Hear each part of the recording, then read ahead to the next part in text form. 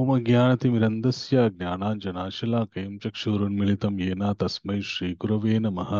श्रीचैतन्यमनोभीष्टं स्थापितं येन भूतले स्वयं रूपः गतामह्यं ददाति स्वपदान्तिकं। वन्देऽहं श्रीगुरो श्रीतपदकमलां श्रीगुरून् वैष्णवांश्च श्रीरूपं साग्रजातं सहगना रघुनाथान्वितं तं सजीवं साद्वैतं सावधूतं परिजनासहितं कृष्णचैतन्यदेवं श्रीराधाकृष्णपादसहगणललिता श्री विशाखान्वितांश्च नमो विष्णुपादाय कृष्णपृष्ठाय भूतले श्रीमते भक्तिवेदांता स्वामी निति नामिने नमस्ते सरस्वते देवे गौरवाणी प्रचारिणे निर्विशेष शून्यवादी पाश्चात्य देशतारिणे नमो महावदन्याय कृष्ण प्रेम प्रदायते कृष्णाय कृष्ण चैतन्य नामने गौरत्विषे नमः। हे कृष्ण करुणा सिंधु दीनबंधो जगतपते गोपेशा गोपिका कांता राधा कांता नमोस्तुते तप्त कांचन गौरांगे राधे वृंदावनेश्वरी वृषभानुसुते देवी प्रणमामि हरिप्रिये वाञ्छाकल्पतरो भयश्च कृपा सिन्धुभ्य एव च पतितानां पावनेभ्यो वैष्णवेभ्यो नमो नमः। जय श्री कृष्ण चैतन्य प्रभु नित्यानंद श्री अद्वैत गदाधर श्रीवासादि गौर भक्त वृंदा हरे कृष्णा कृष्ण कृष्ण हरे हरे हरे रामा राम राम हरे हरे। जय जय श्री चैतन्य जय नित्यानंद जय द्वैत चंद्र जय गौर भक्त वृंदा। ओम नमो भगवते वासुदेवाय ओम नमो भगवते वासुदेवाय ओम नमो भगवते वासुदेवाय। नारायणं नमस्कृत्य नरं चैव नरोत्तमं देवीं सरस्वतीं व्यासं ततो जयमुदीरयेत्। मुखं करोति वाचालं पङ्गुं लङ्घयते गिरिं यत्कृपातमहं वन्दे श्रीगुरुं जयतारणं परमानन्दमाधवं श्रीचैतन्य ईश्वरं। हरे कृष्ण। హరే కృష్ణ అందరికీ స్వాగతం ఈరోజు కార్యక్రమంలోకి. సో ఎవరెవరైతే వీడియో ఆన్ చేసుకోగలరో దయచేసి వీడియో ఆన్ చేసుకోండి.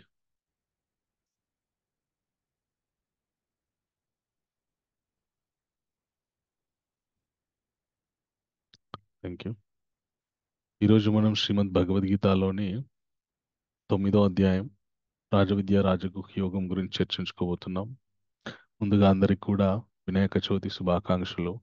ఈరోజు అద్భుతమైనటువంటి పర్వదినము, గొప్ప తిథి వినాయక చవితి. విఘ్నేశ్వరుడు ఆ, ఆవిర్భించిన ఆవిర్భవించిన రోజు. అలాగే విఘ్నేశ్వరుడికి సమస్త విఘ్నాలని తొలగించేటటువంటి శక్తి కలిగినటువంటి రోజు అన్నమాట ఈరోజు.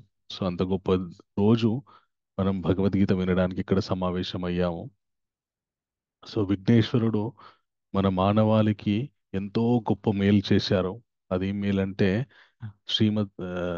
మహాభారతాన్ని గ్రంథ రూపకంగా మనకి అందించారనమాట. వ్యాస భగవానుడు చెప్తూ ఉంటే విఘ్నేశ్వరుడు దాన్ని గ్రంథస్థం చేశారనమాట. ఆ విధంగా విఘ్నేశ్వరుడు మనకి మహాభారతాన్ని ఈ మానవాళికి గ్రంథ రూపకంగా అందించారు. అండ్ ఆ మహాభారత అంతర్గతమైనటువంటిదే శ్రీమద్ భగవద్గీత కూడా. మహాభారతంలో యుద్ధరంగంలో జరిగినటువంటి సంభాషణనే, జ్ఞాన సంభాషణనే ఈ శ్రీమద్ భగవద్గీత. సో ఈరోజు మనం అందరం కూడా గ్రంథస్థమైనటువంటి భగవద్గీత చదువుతున్నామంటే విఘ్నేశ్వరుడి యొక్క కృప వల్ల కూడా అని అనుకోవచ్చు. ఎందుకంటే ఆయనే కనుక గ్రంథస్థం చేయకపోయి ఉంటే మనకి కలియుగంలో, కలియుగం కంటే ముందు యుగాల్లో ఏ జ్ఞాన సంబంధమైనటువంటి విషయమైనా కూడా శృతి ద్వారానే ఆ, ముందుకు సాగుతుండేది. అంటే ఒక గురువు శిష్యులకు చెప్తుండేవారు, ఆ శిష్యులు మళ్ళీ వాళ్ళ శిష్యులకు చెప్తూ ఉండేవారు. ఇలాగా ఆ, శ్రవణం ద్వారానే అందరూ నేర్చుకునేవారు అనమాట. కానీ కలియుగంలో కేవలం విన్నంత మాత్రం చేత మనుషులకు గుర్తుండదు కాబట్టి అది ఒక పుస్తకం రూపంలో ఉంటే అందరూ దాన్ని చక్కగా ప్రతినిత్యం పారాయణ చేసుకోవచ్చని ఎన్నో శాస్త్రాలు, ఇతిహాసాలు, ఆ, పురాణాలు మనకి గ్రంథస్థం చేయబడ్డాయి అన్నమాట కలియుగంలో. అసలు అలాంటి గొప్ప గ్రంథమే మహాభారతం. మహాభారతాన్ని పంచమ వేదం అని కూడా అంటారనమాట. సో ఆ మహాభారత అంతర్గతమైనటువంటి శ్రీమద్ భగవద్గీతలోని 9వ అధ్యాయాన్ని మనం ఈరోజు చర్చించుకుంటున్నాం. సో నిన్నటి అధ్యాయం 8వ అధ్యాయం అక్షర పరబ్రహ్మ యోగ.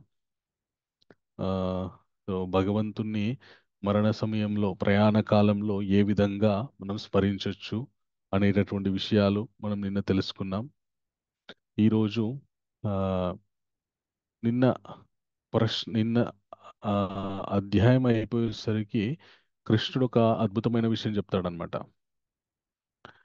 ఆ, వేదాల ద్వారా కావచ్చు, తపస్సుల ద్వారా కావచ్చు, గొప్ప గొప్ప దాన ధర్మాల ద్వారా కావచ్చు, వీటన్నిటి ద్వారా ఏ ఫలితమైతే ఆ, మనుషులు పొందుతారో వాటికంటే అద్భుతమైనటువంటి ఫలితాన్ని భక్తి యోగి పొందుతాడని చెప్పి కృష్ణుడు అర్జునుడికి చెప్తారనమాట. ఓకే. సో ఆ విషయంతో నేటి అధ్యాయం ముగుస్తుంది. సో ఈ రోజు అధ్యాయం చాలా గొప్ప అధ్యాయం. ఈ అధ్యాయం పేరు రాజవిద్య రాజగుహ్య యోగం. సో అన్ని ఆ, మొత్తం సమస్త జ్ఞానంలోకెల్లా ఆ, రారాజు అయినటువంటిది ఈరోజు మనం నేర్చుకోబోయేటటువంటి జ్ఞానం. ఎందుకు దీన్ని రారాజు అనేటువంటి విషయం మనకి మున్ముందుగా తెలుస్తుందన్నమాట. సో ఈ అధ్యాయానికి మనం ఇచ్చినటువంటి నామకరణం ఏంటి అంటే కింగ్, KING. కే అంటే నాలెడ్జ్, జ్ఞానం. ఐ అంటే ఊహాతీత సంబంధాలు, ఇమోటల్ రిలేషన్షిప్. అలాగే ఏంటంటే నాస్తికత, నో డివోషన్. జి అంటే భక్తి యొక్క మహిమలు, గ్లోరీస్ ఆఫ్ భక్తి. ఈ విషయాలు మనం ఈరోజు తెలుసుకుంటాం. మొట్టమొదటిగా కే, నాలెడ్జ్ అంటే ఏంటి, ఏది నిజమైనటువంటి నాలెడ్జ్ అనేటటువంటి విషయాన్ని మనం తెలుసుకుందాం. ఓకే. సో ఆ, కృష్ణ ఏమంటారంటే ఈ అధ్యాయంలో ఆ, ఇదం తు తే గుహ్యతమాం ప్రవక్ష్యామ్యనసూయవే జ్ఞాన విజ్ఞాన సహితం యజ్ఞాత్వా మోక్షస్య శుపాత్ రాజవిద్యా రాజగుహ్యం పవిత్రమిదముత్తమం ప్రత్యక్షవాగమం ధర్మం సుసుఖం కర్తుమవ్యయం ఇదం తు తే గుహ్యతమాం. చాలా రహస్యమైనటువంటి విషయాన్ని నేను నీకు చెప్తున్నాను అర్జున. ప్రవక్ష్యామ్యనసూయవే.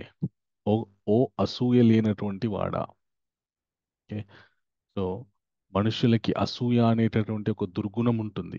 ఈ అసూయ ఏంటి అంటే ఎవరైనా బాగుపడుతున్నారు, ఎవరైనా మనకంటే బాగున్నారు, మనకంటే ఉత్తమైన స్థితిలో ఉన్నారంటే ఓర్చుకోలేరన్నమాట.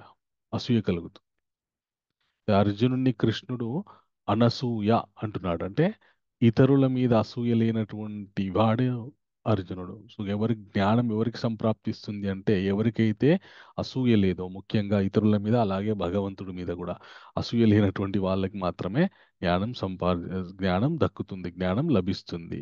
ఓకే. తర్వాత రాజవిద్య రాజగుహ్యం పవిత్రం ఇదముత్తమం ప్రత్యక్ష భాగమం సుసుఖం కర్తమవ్యయం. ఇది విద్యలలోకెల్లా రారాజు లాంటిది. అలాగే అతి గుహ్యమైనటువంటి విషయము. ఇది విన్నంత మాత్రం చేత ఆ, మనుషులు పవిత్రులు అవుతారు. అలాగే ఇక్కడే గొప్ప ఆ, తృప్తిని ఆ, అనుభవిస్తారు, శుష్కాన్ని అనుభవిస్తారని చెప్పి కృష్ణ చెప్తారనమాట. ఆ,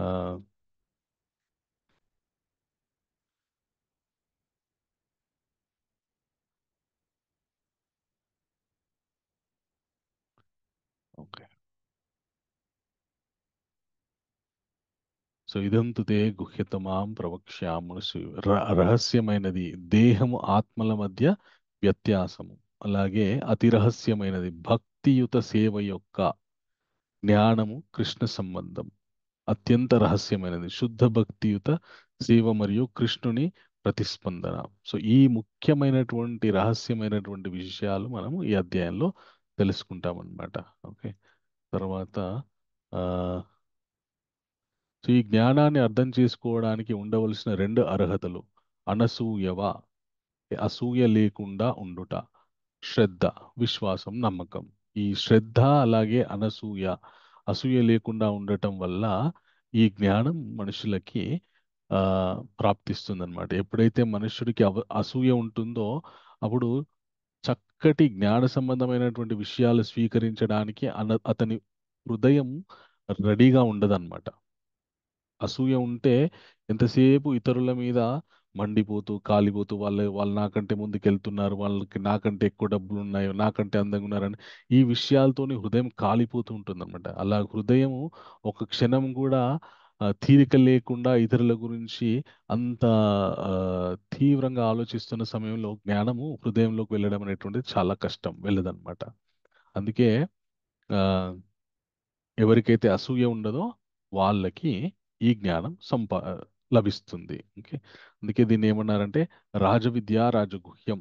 రాజవిద్య, రాజు అంటే జ్ఞానం, రాజగుహ్యం అత్యంత గుహ్యమైనది, రహస్యాలన్నింటిలో రహస్యమైనది.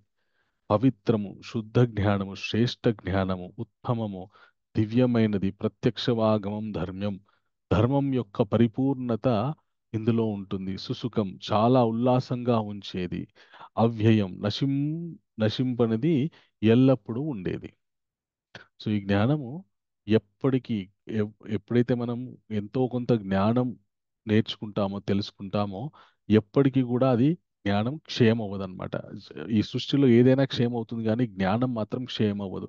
మనం శరీరాన్ని వదిలిపెట్టినా కూడా మళ్ళీ మనతో పాటు మనం ఎంతవరకు అయితే జ్ఞానం నేర్చుకున్నామో, తెలుసుకున్నామో అక్కడ నుండి కంటిన్యూ అవుతుంది మన జీవితం. ఓకే. తర్వాత ఈ అధ్యాయంలో ఊహాతీత సంబంధం, ఇమ్మోర్టల్ రిలేషన్షిప్. సో భగవంతుడు ఏం చెప్తున్నారంటే, కృష్ణ, ఆ, ఈ జ్ఞానము చాలా రహస్యమైనది, అసూయ లేని వాళ్ళకి మాత్రమే ఇది వస్తుంది, పవిత్రమైనది, చాలా ఉల్లాసాన్ని కలిగించేటటువంటిది, నాశనం కానటువంటిది. కానీ ఇది కొందరు స్వీకరించలేరు. ఎవరంటే అప్రాప్య మాంని వర్తంతే మృత్యు సంసారగా ఆ, సాగరాని. ఎవరైతే దీన్ని నమ్మరో, దీన్ని తెలుసుకోలేరో, వాళ్ళు భగవంతుని పొందక మళ్ళీ మళ్ళీ ఈ జనన మరణ చక్రంలో పడి తిరుగుతూ ఉంటారు. ఓకే.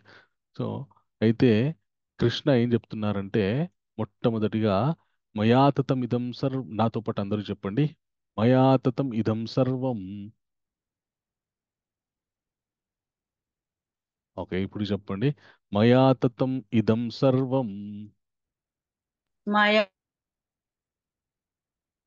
తతం ఇదం సర్వం జగదవ్యక్తమూర్తినా. జగదవ్యక్తమూర్తినా. హరే కృష్ణ. ఆ, ఓకే. మత్స్థాని సర్వభూతాని హస్తాని తాని సర్వభూతాని సర్వభూతాని నచహాం తేష్వావస్థితః. నచహాం తేష్వస్థిత. వస్తః. ఓకే. అవ్యక్త రూపంతో కూడిన నాచే ఈ సమస్త జగత్తు వ్యాప్తమై ఉన్నది. జీవులన్నీయు నాయందే కలవు, కానీ నేను వానియందు లేను, ఓ పార్థ. భగవంతుడు ఏం చెప్తున్నాడంటే, ఆ అవ్యక్త రూపంతో ఈ సమస్త జగత్తులో ఆయనే వ్యాపించి ఉన్నాడు. ఓకే. సో ఆయన ఏ విధంగా వ్యాపించి ఉన్నాడు అంటే, భగవంతుడు ఈ సృష్టిని సృష్టించడానికి మూడు రకాలుగా రూపాంతరం చెందుతారనమాట. ఓకే. సో అవి ఏంటి అనేది నేను మీకు ఇప్పుడు చూపిస్తాను. మొట్టమొదటిగా ఆ, మనకి ఇక్కడ స్క్రీన్ మీద కనిపిస్తుంది కదండి అందరికి. కనిపిస్తుంది ప్రభుజీ, కనిపిస్తుంది. ఓకే. సో భగవంతుడు ఆ, మహావిష్ణువుగా, కారణోదకశాయి విష్ణువుగా ఆ, ఈ సృష్టిని సృష్టిస్తాడు. ఓకే. అవ్యక్తం, చాలా బ్రహ్మాండాలని సృష్టిస్తాడు.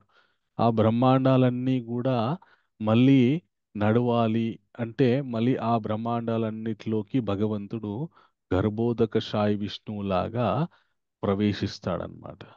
ఆ బ్రహ్మాండాలన్నిట్లో ఉన్నటువంటి సమస్త జీవరాశుల యొక్క మనుగడ జరగాలి అంటే, సమస్త జీవరాశుల్లోకి మళ్ళీ భగవంతుడు క్షీరోదక సాయి విష్ణువులాగా ఆయన ప్రవేశిస్తాడనమాట. ఆయననే పరమాత్మ అంటారనమాట.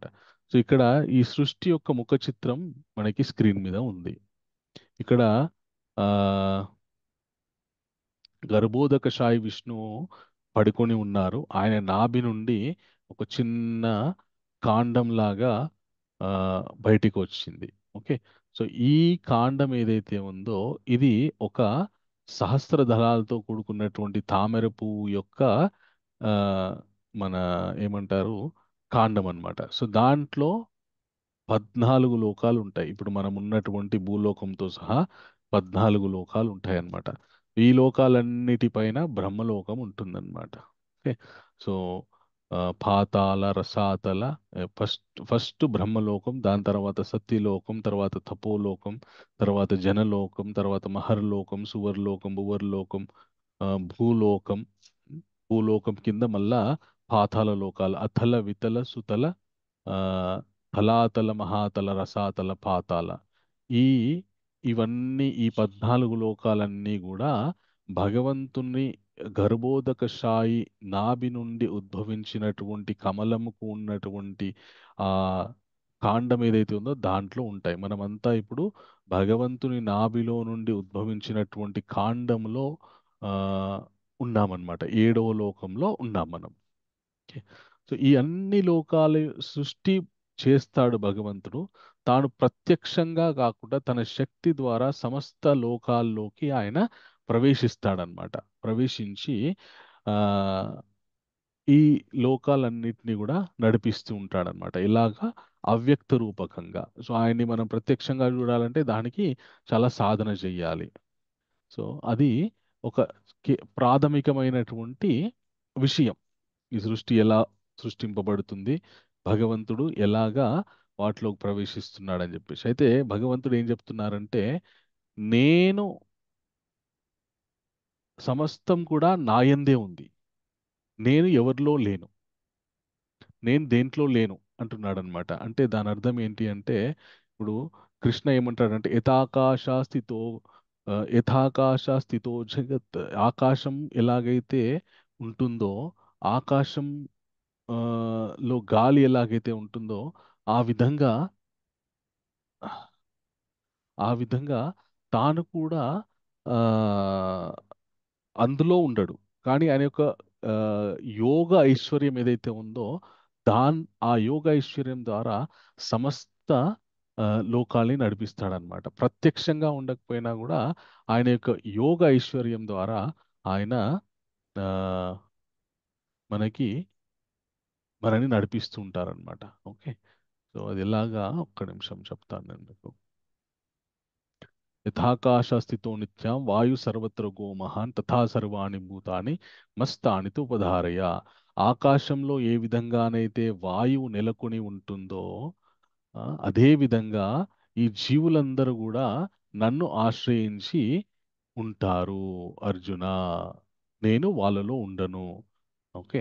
సో ఆయన ఏ విధంగా ఉంటారు అంటే, నచమాం స్థాని భూతాని పశ్యామి యోగమైశ్వర్యం భూతా బృన్న చ భూతస్థో మమాత్మ భూత భావన.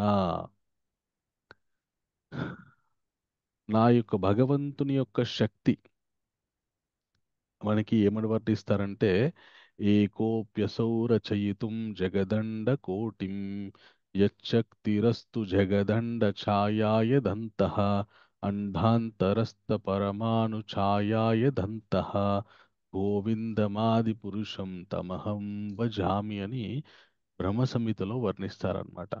సో ఆయన ఈ సమస్త జగత్తుని రచిస్తారు తన శక్తి ద్వారా. ఓకే. ఆ శక్తికి ఆయనకి అభిన్నం. తన శక్తి సమస్త లోకాల్లో ప్రసరిస్తూ ఉంటుంది. ఎలాగంటే అండాంతరస్థ పరమాణు ఛాయాంతరస్థం. ప్రతి ఒక్క ఈ సృష్టిలో ఉన్నటువంటి ప్రతి ఒక్క అణువులో తన యొక్క శక్తి, భగవంతుని యొక్క శక్తి ఉంటుందన్నమాట. ఒక భగవత్ శక్తి ఉండడం వల్లనే సమస్త జీవజాలం కూడా పెరుగుతుంది. మళ్ళీ ఇంకొక ఆ, ప్రత్యుత్పత్తికి కారణమవుతుంది. అలా గనక భగవంతుని యొక్క శక్తి లేకపోతే అది ఇది సంభవించదన్నమాట. సో అలాగా తన శక్తి ద్వారా ఈ సమస్త లోకాల్ని భగవంతుడు ఆ, నడిపిస్తూ ఉంటారు. సో, అందుకే కృష్ణ ఏమంటున్నారంటే, ఈ సమస్త లోకాల్ని నేనే నడిపిస్తాను కాబట్టి, నాతో పాటు అందరూ చెప్పండి, మయాధ్యక్షేణ ప్రకృతి మయాధ్యక్షేణ ప్రకృతి అధ్యక్షేణ ప్రకృతి సూయతే సచరాచరం మయధ్యక్షేణ సూయతే సూయతే భూయతే సచరాచరం చరాచరం హేతునా చరాచర హేతునానేన కౌంతేయ హేతునా హేతునానేన కౌంతేయ కౌంతేయ జగద్విపరివర్తతే. జగద్ జగద్విపరివర్తతే.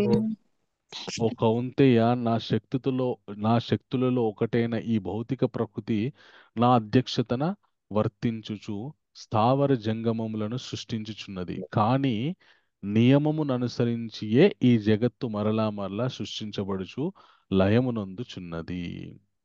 ఓకే. సో ఈ సమస్త భౌతిక ఈ ప్రపంచానికి మొత్తానికి ప్రొపరేటర్, అధ్యక్షుడు ఎవరంటే భగవంతుడు. కదిలేవి కదలనివి అన్నీ కూడా ఆయన సృష్టిలో భాగములే. ఓకే.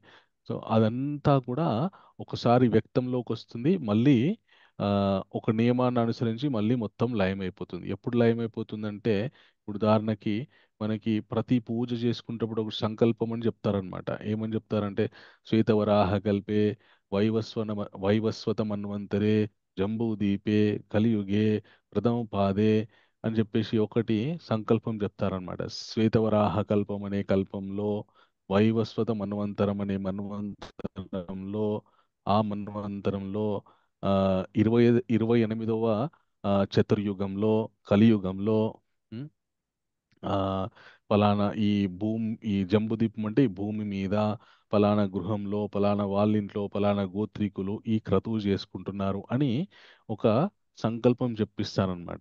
ఓకే. అట్లాగా ఎప్పుడైతే ఒక కల్పం, మనం నిన్నటి అధ్యాయంలో చూసుకున్నాం కదా, బ్రహ్మ యొక్క ఆయుష్ ఎంత ఉంటుంది? బ్రహ్మ యొక్క ఆయుష్ ఎనభై 6 లక్షలు అది ఒక అనుకున్నాం. రోజు 86 లక్షల చిల్లర. 46 అతని లక్షలు పగలు 84,000 పగలు కోట్ల 43 లక్షలు పగలు, ఓకే. 43 లక్షలు రాత్రి. ఓకే. సో 86 ఆ, ఆ, సో ఆయన ఒక్క రోజు ఏదైతే ఆయన రోజు సమయం, ఆయన పగలులో మొత్తం సృష్టించబడుతుంది, మళ్ళీ ఆయన రాత్రిలో మొత్తం లయమైపోతుంది అనమాట. అలాగా ఆ నియమం ఉంటుందన్నమాట. ఆయన బ్రహ్మ మెలకువతో ఉన్నప్పుడు సృష్టిస్తాడు, ఆయన పడుకున్నప్పుడు మళ్ళీ మొత్తం లయమైపోతుంది, మళ్ళీ ఆయన మేలుకున్నప్పుడు మళ్ళీ మొత్తం సృష్టిస్తాడు అనమాట. సో ఇలాగ ఈ నియమాన్ని అనుసరించి సృష్టి మళ్ళీ మళ్ళీ సృష్టింపబడుతూ లయం అవుతూ ఉంటుందన్నమాట. సో ఈ చక్రంలో సృష్టి జరిగినప్పుడు, మళ్ళీ కొంతకాలం ఉండి మళ్ళీ లయం అవుతున్నప్పుడు, ఈ సృష్టి జరిగి లయమయ్యే ఈ మధ్య కాలంలో ఎవరైతే భగవద్ జ్ఞానం తెలుసుకుంటారో, భక్తిని పెంపొందించుకుంటారో, వాళ్ళు మళ్ళీ మళ్ళీ సృష్టించినప్పుడు మళ్ళీ మళ్ళీ లయమైనప్పుడు దాంట్లో భాగస్వాములు అవ్వరు అనమాట. దానికి అతీతమైనటువంటి స్థితికి వెళ్తారనమాట. ఓకే. సో భగవంతుడు ఆ, ఆయన అవ్యక్తంగా ఉండి ఇవన్నీ చేస్తున్నా కూడా కొన్ని సార్లు మనని ఉద్ధరించడానికి, మనకి ఆదర్శప్రాయంగా నిలవడానికి, ధర్మ సంస్థాపన చేయడానికి ఆయన తన సస్వరూపాన్ని స్వీకరించి వస్తాడనమాట. అవజానంతి, నాతో పాటు అందరూ చెప్పండి, అవజానంతి మామూఢ అవజానంతి మామూఢ అవజానంత్యాం మానుషిం తానుమాశ్రితాం మూఢాంతం తను ఆశితం పరం భావమజానంతో పరం భావమజానంతో మమ భూతామహేశ్వరం. మమ మమ భూత మహేశ్వరం. ఈశ్వరం సో కృష్ణ భగవంతుడు ఏమంటున్నాడంటే, నేను నా సాకార మనుష్య రూపంలో అవతరించినప్పుడు మూడులు నన్ను గుర్తించలేకున్నారు. సకల భూతములకు మహేశ్వరుడైన అయిన నా వ్యక్తిత్వం యొక్క దివ్యత్వం వారికి తెలియదు. సో భగవంతుడు ఎప్పుడైతే మనుష్య రూపంలో వచ్చినప్పుడు కొందరు మూర్ఖులు ఆయన్ని గుర్తించలేరు. ఎలా ఉంటుందంటే, మహాభారతంలో ఒక సన్నివేశం జరుగుతుందన్నమాట. ఏం జరుగుతుంది? ఆ యుధిష్ఠిర మహారాజు రాజసూయ యజ్ఞం చేసుకుంటుంటాడనమాట.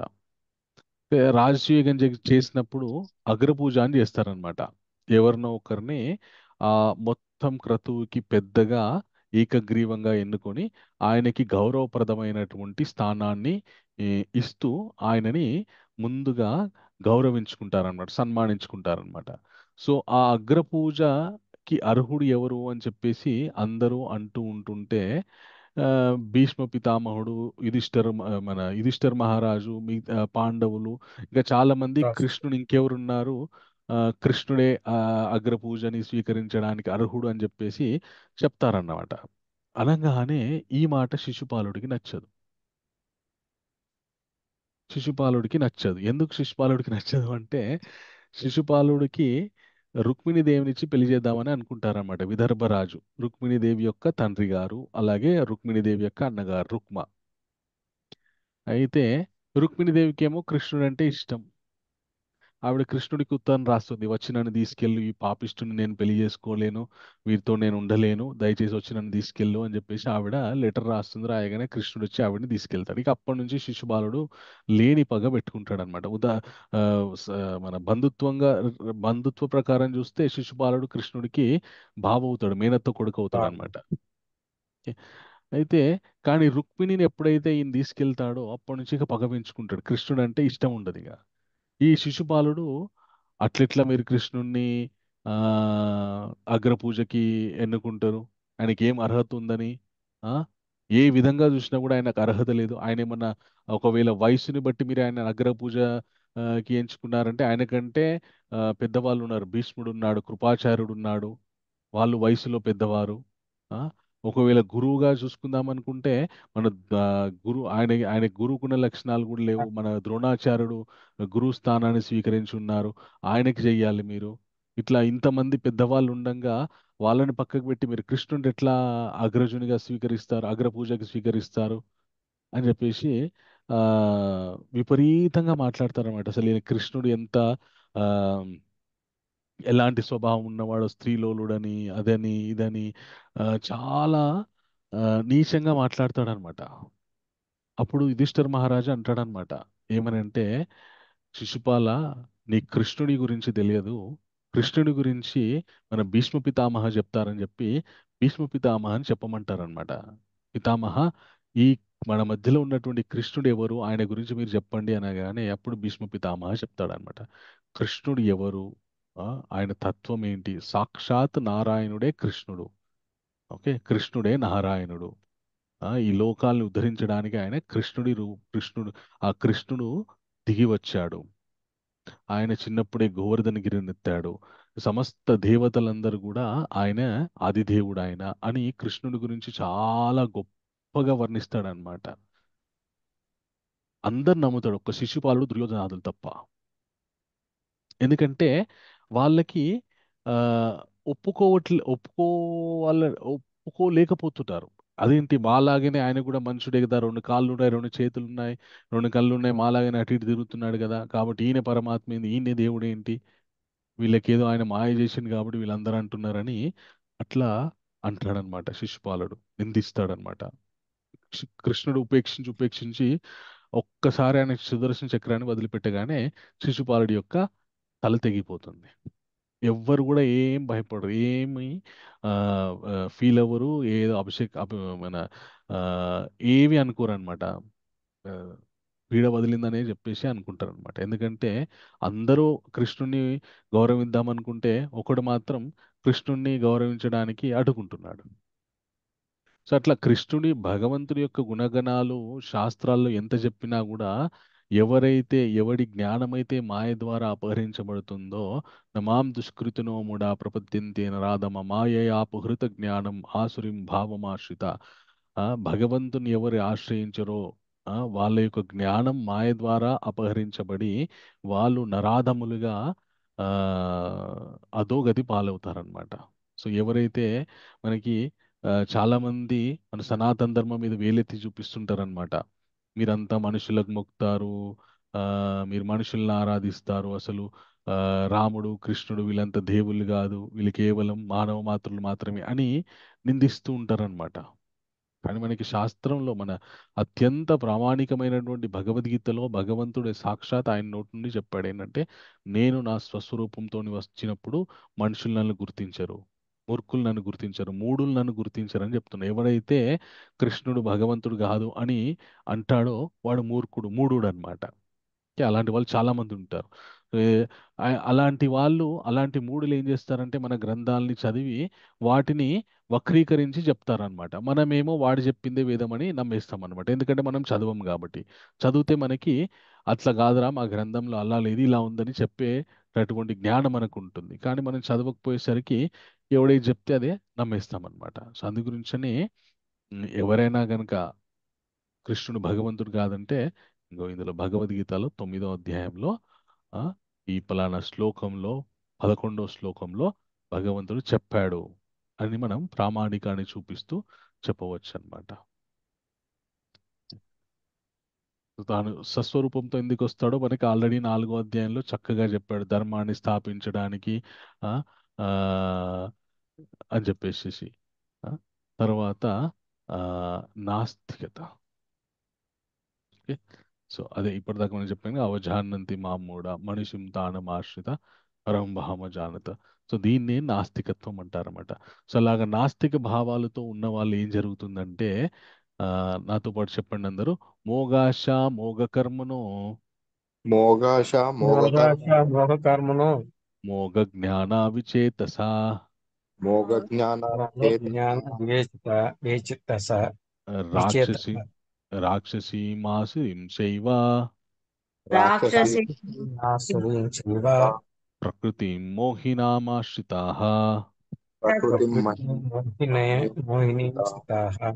ఆ విధముగా మోహితులైన వారు దానవ మరియు నాస్తిక భావములచే ఆకర్షితులగుదురు. అట్టి భ్రాంతి స్థితిలో వారు ముక్తికి సంబంధించిన ఆశలు, కామ్యకర్మలు,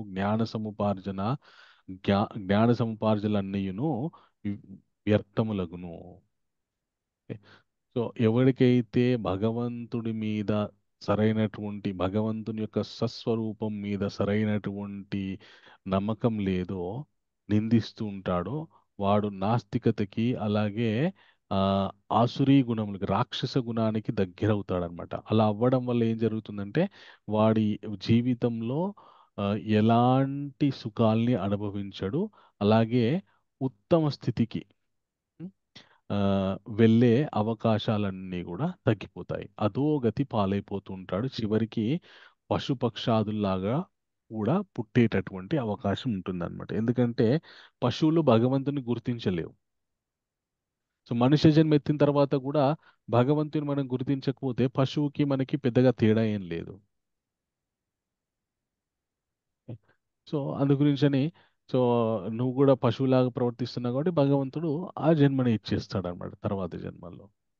అట్లా వాళ్ళకి మళ్ళీ మనుష్య జన్మ ఎత్తే అర్హత కోల్పోతారనమాట.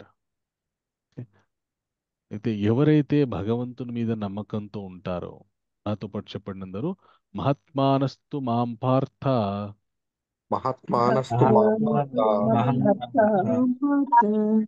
దైవీం ప్రకృతిమాశ్రితాః దైవీ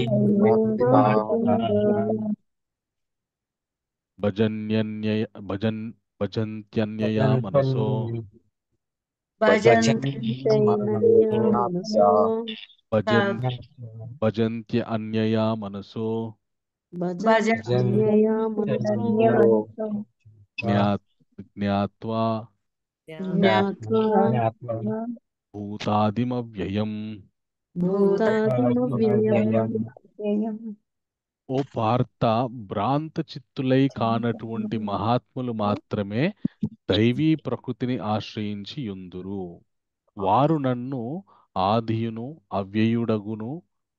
అవ్యయుడనగు దేవాది దేవునుగా నెరిగియుండుటచే నా భక్తియుక్త సేవలో సంపూర్ణముగా నిమగ్నులై యుందురు.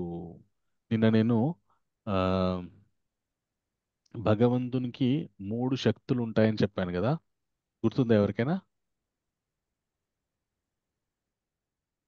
హరే కృష్ణ.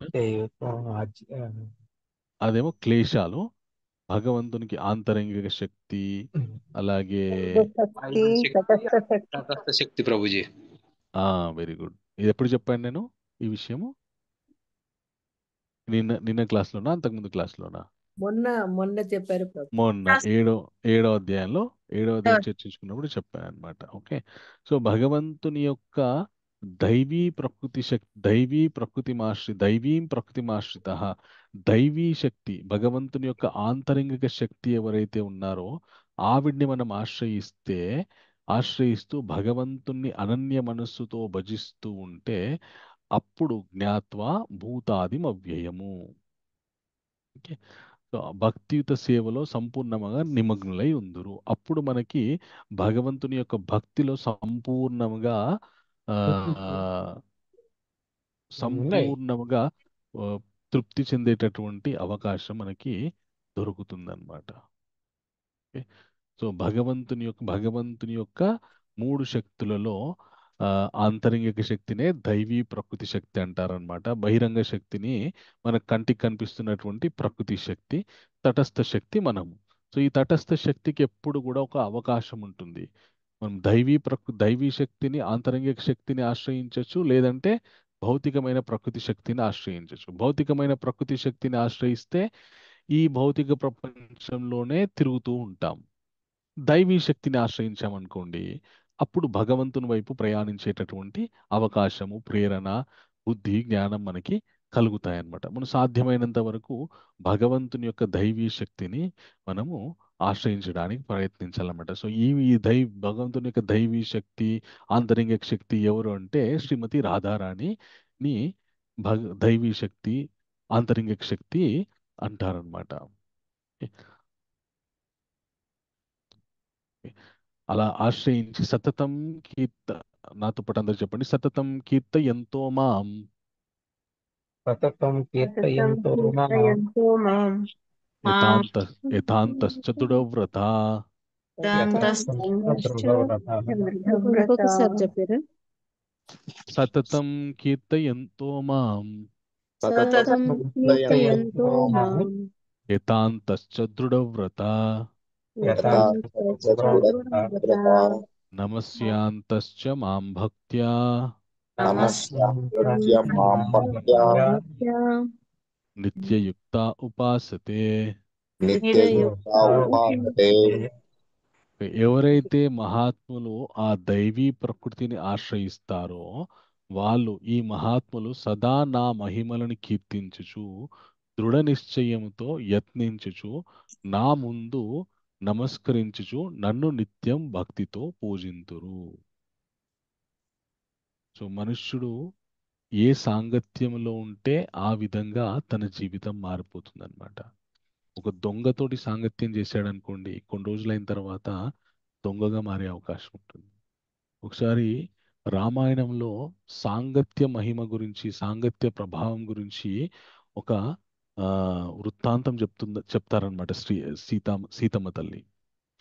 ఒకసారి ఈ ఒక గొప్ప మహర్షి, ఒక ఋషి తపస్సు చేసుకుంటున్నాడంట. చాలా గొప్పగా తపస్సు చేసుకుంటూ ఉంటే ఇంద్రుడికి భయం వేసిందంట.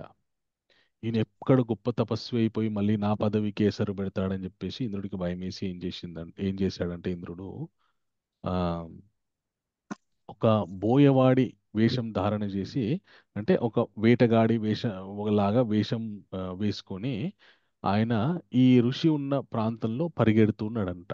ఈ ఋషి ఉన్న చోటుకు వచ్చి ఆ, ఆయన ఋషి దగ్గరికి వచ్చి అడిగాడంట, నేను ఒక జంతువుని వేటాడుతున్నాను, ఇటు కానివ్వని అది వెళ్ళిందా అంటే ఆ ఋషి నాకు తెలియదు అని చెప్పేసి చెప్పాడంట. చెప్పిన తర్వాత ఈ వేటగాడు, అయ్యా మీరు చాలా పెద్దవాళ్ళలాగా ఉన్నారు, ఆ నా దగ్గర ఈ కత్తి ఉంది, నేను ఈ కత్తితోని ముందుకెళ్తే ఆ జంతువు నన్ను చూసి భయపడి పారిపోయే అవకాశం ఉంది, కాబట్టి ఈ కత్తి మీ దగ్గర పెట్టుకోండి, నేను మళ్ళీ వచ్చి తీసుకుంటా అని చెప్పేసి అన్నాడంట. అనగానే ఆ ఋషి సరే అని చెప్పేసి అన్నాడంట. ఆ ఋషి దగ్గర కత్తి పెట్టేసి ఆయన మంచి ఇట్లా పెద్ద, ఇంత బలిష్టంగా ఉన్నటువంటి కత్తిని ఆ ఋషి దగ్గర పెట్టేసి వెళ్ళిపోయాడంట.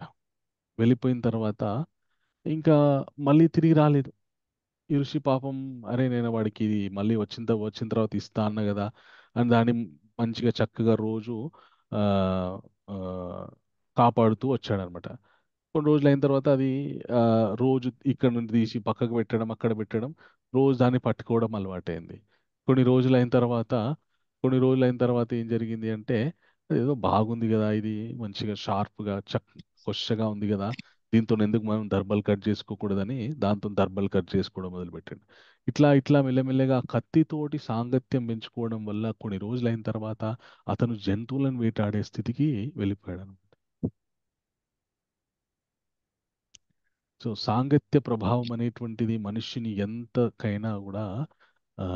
ఎంతకైనా దిగజారుస్తుంది, ఎంత ఉన్నత స్థితికైనా తీసుకెళ్తుంది అనమాట. సో మనం ఎవరితో సాంగత్యంలో ఉంటున్నామో మనము చూసుకొని మనము వాళ్ళతో సంబంధాన్ని పెంచుకోవాలి. ఇక్కడ కృష్ణ ఏం చెప్తున్నారంటే, ఎవరైతే నా దైవీ ప్రకృతిని ఆశ్రయిస్తారో, నా దైవీ ప్రకృతితోటి ఆ, సాంగత్యాన్ని పెంచుకుంటారో వాళ్ళు జీవితంలో ఉన్నత స్థితికి వెళ్తున్నారు. వాళ్ళు నిత్యం ఆ, నన్ను కీర్తిస్తూ ఆ దైవీ ప్రకృతి యొక్క ఆ, కర్తవ్యం ఏంటి, ఆవిడ ప్రతినిత్యం భగవంతుని సేవ చేస్తుంది. కాబట్టి మనం ఆవిడ సాంగత్యాన్ని తీసుకున్నాం అనుకో, ఆవిడ ఆశ్రయించామనుకోండి, మనల్ని కూడా ఆవిడ భగవంతుని యొక్క సేవలో వినియోగిస్తుంది. అందుకే మనం కూడా నిత్యం భగవత్ కీర్తన చేస్తూ మనస్సు యందు చాలా దృఢమైనటువంటి నమ్మకంతోటి భగవద్భక్తిలో ముందుకెళ్ళేటటువంటి అవకాశం ఉంటుందన్నమాట. ఓకే, సో ఇప్పుడు మనం ఎవరి సాంగత్యం తీసుకోవాలి? ప్రకృతి సాంగత్యం. భగవంతుని దైవీ ప్రకృతి. ఓన్లీ ప్రకృతి కాదు. దైవీ ఓన్లీ ప్రకృతి అంటే దైవీ మళ్ళీ ప్రకృతి. భౌతిక ప్రకృతి వస్తుంది అనమాట. దైవీ ప్రకృతి అంటే భగవంతుని యొక్క దైవీ ఆంతరంగ శక్తి. ఓకే. ఆ, ఓకే. అప్పుడు మన యొక్క జీవితము ఆ, భగవద్భక్తి వైపు అర్థం. వెళ్తుందన్నమాట. ఓకే. సో ఈ తర్వాత కృష్ణ ఒక అద్భుతమైనటువంటి విషయం చెప్తాడనమాట. ఓకే. జ్ఞానయజ్ఞేన చాప్యన్యే యజంతో మాం పాసతే ఏకత్వేన పృథక్త్వేన బహుదా విశ్వతో ముఖాం అని చెప్తాడనమాట.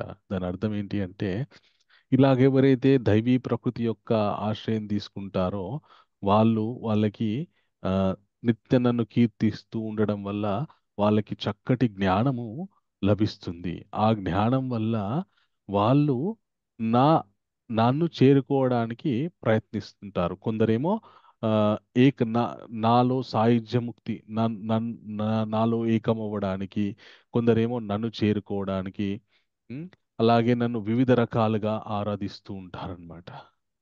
ఏ రకంగా ఆరాధించినా కూడా అర్జున, అహం క్రతుర్ అహం యజ్ఞ స్వదాహం అహమౌషధం అహం మంత్రో అహమేవాజ్యం అహమగ్నిర్ అహం హుతం పితాహమస్య జగతో మాతా దాత పితామహ వేద్యాం పవిత్రమోంకార రుక్సామ యజురేవచ.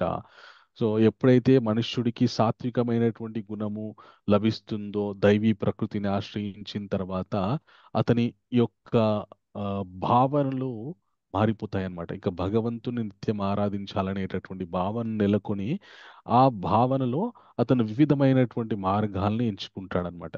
సో ఎవరు ఏ విధమైనటువంటి మార్గాన్ని ఎంచుకున్నా కూడా భగవంతుడే సమస్తమై ఉన్నాడు. ఏ విధంగా ఉన్నాడంటే ఇక్కడ చెప్తున్నాడనమాట.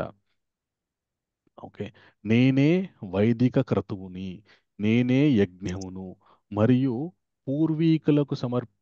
పూర్వీకులకంటే పితరులకి, పితృదేవతలకి సమర్పించే నైవేద్యమును నేనే, నేనే ఔషధ మూలికను, నేనే వేదమంత్రమును, నేనే ఆజ్యము నెయ్యిని, నేనే అగ్ని మరియు సమర్పించే కార్యమును, ఈ జగత్తుకు నేనే తండ్రిని, జగత్తుకు నేనే తల్లిని కూడా, సంరక్షకుడిని పితామహుడిని నేనే, నేనే పవిత్రమనొచ్చువాడిని, జ్ఞానం యొక్క లక్ష్యమును, పవిత్ర శబ్దము ఓంకారమును కూడా నేనే, ఋగ్వేదమును సామవేదమును మరియు యజుర్వేదమును కూడా నేనే. సమస్తం భగవంతుడే అయి ఉన్నాడనమాట. అయితే ఒక చిన్న ఇదేం జరుగుతుంది అంటే, మిస్అండర్స్టాండింగ్ ఏం జరుగుతుంది అంటే, ఎవరైతే ఆధ్యాత్మిక మార్గంలో ఉన్నవారు ఏమవుతుందంటే ఆ, ఆ, వివిధ రకాలైనటువంటి ఆరాధనలు చేస్తుంటారనమాట. అయితే దానివల్ల ఏం జరుగుతుంది అంటే తెలుసుకోవాల్సినటువంటి ముఖ్యమైనటువంటి జ్ఞానము కంటే కూడా మళ్ళీ వేరే మిస్గైడ్ అయ్యే అవకాశం ఉందన్నమాట. అందు గురించినే కృష్ణుడు భగవంతుడు ఇక్కడ క్లారిటీ ఇస్తున్నాడు అనమాట. వేదాల్ని నేనే, యజ్ఞయాగాది క్రతువులను నేనే, ఓంకారాన్ని నేనే, అందరిని రక్షించేది, పుట్టించేది, పెంచేది, పోషించేది అన్ని నేనే అని చెప్పేసి భగవంతుడు ఇక్కడ క్లారిటీ ఇస్తున్నాడు అనమాట. ఎక్కడ మళ్ళీ మిస్గైడ్ అవుతారని చెప్పేసి. ఎందుకంటే సనాతన ధర్మంలో చాలా చాలా రకాలైనటువంటి ఆరాధనలు ఉన్నాయి. కొన్ని ఆరాధన వల్ల ఏం జరుగుతుందంటే మున్ముందు తెలుస్తుంది మనకి. కొన్ని ఆరాధన వల్ల ఆ, మన ఆ, యంతి దేవవ్రతా దేవాన్ పితృని యంతి పితృవ్రత భూతాని యంతి భూతేజ యంతి మధ్యాజినోపి మాం. ఓకే. సో ఎవరు ఏ ఆరాధనని ఆశ్రయిస్తే ఆయా ఆరాధన అనుగుణమైనటువంటి లోకానికి వెళ్తారనమాట. సో నిన్న భగవంతుడు చెప్పాడు, బ్రహ్మలోక ఆ బ్రహ్మ భువనలోక పునరావృత్తి నోర్జున మాముపేత్యత కౌంతేయ పునర్జన్మన విదితే. సో ఏ లోకానికి వెళ్ళినా మళ్ళీ తిరిగి వచ్చే అవకాశం ఉంది. కానీ భగవంతుని దగ్గరికి వెళ్తే మాత్రం, ఆ కృష్ణుడి ఉండేటటువంటి ధామానికి వెళ్తే మాత్రం తిరిగి వచ్చేటటువంటి అవకాశం లేదు.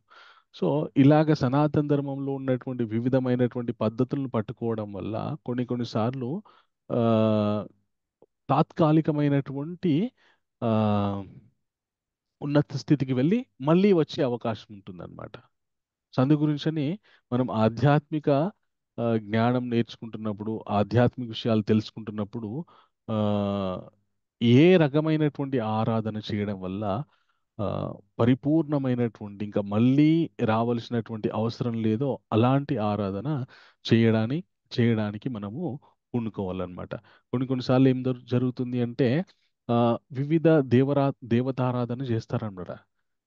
చేసిన తర్వాత ఆ, ఆ, మన వేదాలని ఆశ్రయించి త్రైవిద్యా మాం సోమపా పూత పాప యజ్ఞైరిష్ట్వా స్వర్గతిం ప్రార్థయంతే తే పుణ్యం ఆసాద్య లోకం సురేంద్రలోకం అశ్నంతి దివ్యాన్ దివిదేవ భోగాన్ తేతాం భుక్త్వా స్వర్గలోకం విశాలం క్షీణే పుణ్యే మర్త్యలోకం విశంతి ఏవం త్రైధర్మం అనుప్రపన్నం గతాగతం కామ లభంతే అని చెప్తాడు భగవంతుడు. అంటే ఏమంటున్నారంటే కొన్నిసార్లు చేసేటటువంటి దేవతారాధనల వల్ల మనకు స్వర్గలోక ప్రాప్తి జరిగే అవకాశం ఉంటుంది.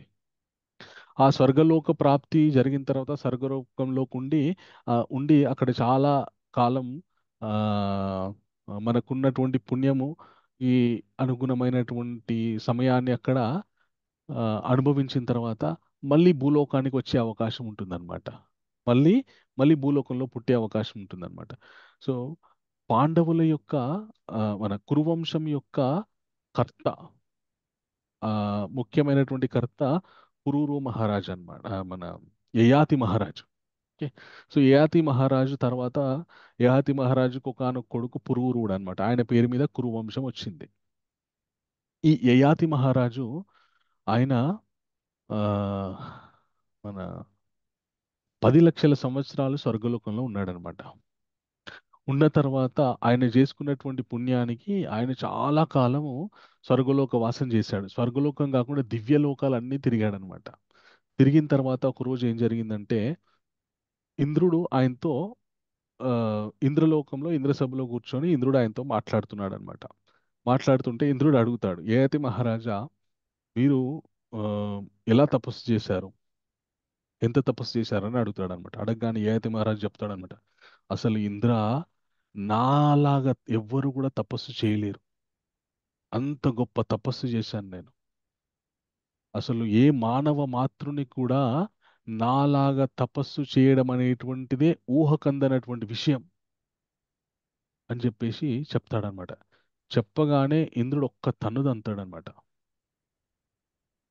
తన్నగానే ఆయన కింద పడిపోతుంటాడు. ఎందుకు దంతాడంటే తనని తాను పొగుడుకున్నాడు కాబట్టి. తనని తాను పొగుడుకోవడం అనేటువంటిది పాపం. మనని మనం పొగుడుకుంటాం కదా, దానివల్ల మన పుణ్యం క్షీణించిపోతుంది అనమాట. సో ఆ ఏతి మహారాజ్ తనని తాను పొగుడుకోవడం వల్ల తనకున్నటువంటి పుణ్యం మొత్తం క్షీణించి స్వర్గలోక వాసం యొక్క అర్హత కోల్పోయాడు. కోల్పోయి మళ్ళీ కింద పడుతున్నాడు అనమాట. స్వర్గలోకం నుండి మళ్ళీ కింద పడుతుంటే ఆ యయాతి మహారాజు ఇంద్రుడిని అడుగుతాడంట, వేడుకుంటాడు. ఏమని అంటే, ఇంద్ర నన్ను క్షమించు, నేను ఆ, నన్ను నేను పొగుడుకొని తప్పు పని చేశాను. ఆ, నా పుణ్యం మొత్తం క్షేమైపోయింది. కానీ నాకు ఒక్క వరం ఇయ్యో దయచేసి అంటాడనమాట. ఏంటి వరం అంటే, నన్ను నేను ఎట్లాగో కిందికి వెళ్ళిపోతున్నాను కాబట్టి నేను భూలోకంలో కాకుండా ఎక్కడైతే సత్పురుషులు ఉంటారో అక్కడ పడేటట్టు నన్ను అనుగ్రహించండి అంటాడనమాట. అనగానే సరే అని చెప్పేసి భూలోకం పైన ఆ, మహర్లోకం జనలోకం అని ఇంకో లోకం ఉంటుందన్నమాట. అక్కడ కేవలం సత్పురుషులే ఉంటారు. అంటే ఎవరైతే ఆ చక్కగా ఎప్పటికీ సాధన చేయాలి, భగవద్ విషయాలు మాట్లాడుకోవాలి అనేటటువంటి భావనలతో ఎవరు ఉంటారో వాళ్ళకి ఆ లోకం ఉంటుందన్నమాట. సో ఆ లోకంలో పడతాడు. పడగానే అక్కడ ఉన్నటువంటి సత్పురుషులతోని కొంతకాలం సావాసం చేస్తాడనమాట. వాళ్ళతో ఉండి భగవద్ విషయాలు, ఈయనకు తెలిసిన విషయాలు ఈయన చెప్తాడు, వాళ్ళకి తెలిసిన విషయాలు వాళ్ళు చెప్తారు. చెప్పిన తర్వాత మళ్ళీ ఈయన గురించి ఒక దివ్య విమానం వస్తుంది. వచ్చి మళ్ళీ ఈయనకి ఉత్తమ లోకాలకు వెళ్ళే అవకాశం దొరుకుతుందన్నమాట. ఓకే. సో అలాగా మనుష్యుడు చేసేటటువంటి ఆరాధనల వల్ల కొన్నిసార్లు ఏం జరుగుతుందంటే వివిధ దేవత ఆరాధన వల్ల అంటే తప్పు కాదు అది. తప్పని భావించకూడదు. ఆ, ఎలా ఉంటుంది అంటే మ్, కొద్దిగా తక్కువ ప్రయోజనం ఎక్కువ ప్రయోజనం. ఇప్పుడు ఒక వ్యక్తికి ఆ, ఒక వ్యక్తి 10వ తరగతి చదువుకున్నాడు అనుకోండి, ఏదైనా ఉద్యోగానికి వెళ్ళాడు అనుకోండి, ఆయనకి జీతం ఎంత వస్తుంది గెస్ చేయండి మామూలుగా. 15,000 మినిమం 15,000 గవర్నమెంట్ ఏదైతే లేబర్కి మినిమం ఇంత ఇవ్వాలి ఇంత శాలరీ ప్రతి ఒక్కరికి ఉండాలని నిర్ణయిస్తుందో అంతే వస్తుంది. అదే ఒక డిగ్రీ చదువుకున్న వ్యక్తి అనుకోండి, కొద్దిగా ఎక్కువ ఉంటుంది 10వ తరగతి చదువుకున్న వాడికంటే. అదే పిహెచ్డి చదువుకున్న వ్యక్తి అనుకోండి, ఎక్కువ ఉంటుంది. అతనికి ఎక్కువ ఇంకా ఉంటుంది. ఎక్కువ స్టైఫండ్ ఇస్తారు, స్కాలర్షిప్ ఇస్తారు, యూనివర్సిటీలో ఉండడానికి క్వార్టర్స్ ఇస్తారు. అలాగే అతను ఇంకా చక్కగా చదువుకోవడానికి అన్ని ఫెసిలిటీస్ కల్పిస్తారు. సో ఒక వ్యక్తి ఏ ఏ ఏ క్వాలిఫికేషన్ని బట్టి ఆ విధంగా వ్యక్తికి ఎలాగైతే డబ్బులు వస్తుంటాయో, మనుష్యుడు చేసే ఆధ్యాత్మిక సాధన ఏ స్థాయిలో ఉందో దాన్ని బట్టి అతని యొక్క ఉత్తమ లోక నివాసం అనేటువంటిది నిర్ణయింపబడుతుంది అనమాట. సో అండ్ మనకి భౌతిక ప్రపంచంలో అంటే ఆ, చదువుకోవడానికి మన డబ్బులు కావాలి, ఎవరో ఒకరు మనకి ఇన్వెస్ట్ చేస్తే తప్ప మనం చదువుకోలేము. కానీ ఆధ్యాత్మిక జీవితంలో అలా కాదు. ఏ వ్యక్తి అయినా సంపూర్ణ ఆధ్యాత్మిక జ్ఞానం నేర్చుకునేటటువంటి ఈ ప్రతి వ్యక్తికి ఉంటుంది అర్హత. మన యుధిష్ఠిర మహారాజు పరిపాలిస్తున్నటువంటి కాలంలోనంట మనకి సమాజంలో ఎన్ని వర్ణాలు ఉంటాయి? చతుర్వర్ణం. చతుర్వర్ణం. ఏంటేంటి వర్ణాలు? ఆర్య వైశ్య శూద్ర బ్రాహ్మణ. Very good. శూద్రులు క్షత్రియులు బ్రాహ్మణులు, బ్రాహ్మణ క్షత్రియ శూద్ర వైశ్య వర్ణాలు, 4 వర్ణాలు ఉంటాయి. యుధిష్ఠిర మహారాజు పరిపాలిస్తున్నటువంటి కాలంలోనంట 4 వర్ణాల వాళ్ళకి కూడా సమస్త శాస్త్రాలు తెలిసి ఉండేటంట. అవి తెలుసుకొని వాళ్ళు వాళ్ళ కర్తవ్యాలు నిర్వహిస్తూ ఉండేవారంట. అంటే ప్రతి మనుష్యుడు కూడా సమస్త శాస్త్రాలు తెలుసుకునేటటువంటి అర్హత ఉంది. కొన్ని వేదాలు, వేద పారాయణ అనేటువంటిది అందరూ చేయలేరు, చేయకూడదు. ఎందుకంటే అది చేయడానికి ఒక రకమైనటువంటి జీవిత విధానాన్ని మనం అలవర్చుకోవాలి. అది అలవర్చుకుంటే ఎవరికైనా చేయడానికి అర్హులే. కానీ వాళ్ళ సామాజిక వర్ణంలో ఉంటూ ఆ, ఆ, మన బ్రా వేదాధ్యాయంని ఆ, చేయలేరు కొందరు. అది తప్ప మిగతా పురాణాలు, ఉపనిషత్తులు, అలాగే ఇతిహాసాలు, వేదాల్లో ఏదైతే ఉందో ఆ విధంగానే పురాణ ఇతిహాస ఉపనిషత్తులో ఆ విధమైనటువంటి జ్ఞానాన్ని పురాణాల్లో అయితే చరిత్రల రూపకంగా, అలాగే ఇతిహాసాల్లో అయితే ఆ, మన ఆయా మహారాజుల పురాణాల్లో అయితే రాజుల యొక్క కథల రూపకంగా, ఇతిహాసంలో అయితే చరిత్ర రూపకంగా మనకి ఆ వేదానుసారం జీవించినటువంటి వాళ్ళ యొక్క విశేష గుణగణాలు ఉంటాయన్నమాట. సో ఇవి ప్రతి ఒక్కరూ నేర్చుకోవచ్చు, నేర్చుకొని తరించవచ్చు. సో అందుకే మనుషుడు ఎప్పుడైనా ఆ భగవత్ ఆరాధన మొదలుపెట్టినప్పుడు ఏ విధమైనటువంటి ఆరాధన శాశ్వతమైన ప్రయోజనాన్ని కల్పిస్తుందో దాన్ని ఆశ్రయించి చేస్తే ఆ, చాలా ఆ, ప్రయోజనం జరుగుతుందన్నమాట. ఓకే. సో అందుకే భగవంతుడు ఏం చెప్తారంటే, వివిధ ఆరాధనలు ఉన్నప్పటికీ కూడా ఎవరైతే ఇప్పుడు చెప్పబోయేటటువంటి విషయం ఏదైతే ఉందో ఇది భగవంతుడు మనుషులందరికీ ఇచ్చేటటువంటి ఒకానొక గ్యారంటీ, వాగ్దానం. నాతో పాటు అందరూ చెప్పండి. అనన్యాశ్చింతయంతో మాం చింతయంతో మాం ఏ జనాః పర్యుపాసతే ఏ జనా పర్యుపాసతే తేషాం నిత్యాభియుక్తానాం తేషాం నిత్యాభియుక్తానాం యోగక్షేమం వహామ్యహం.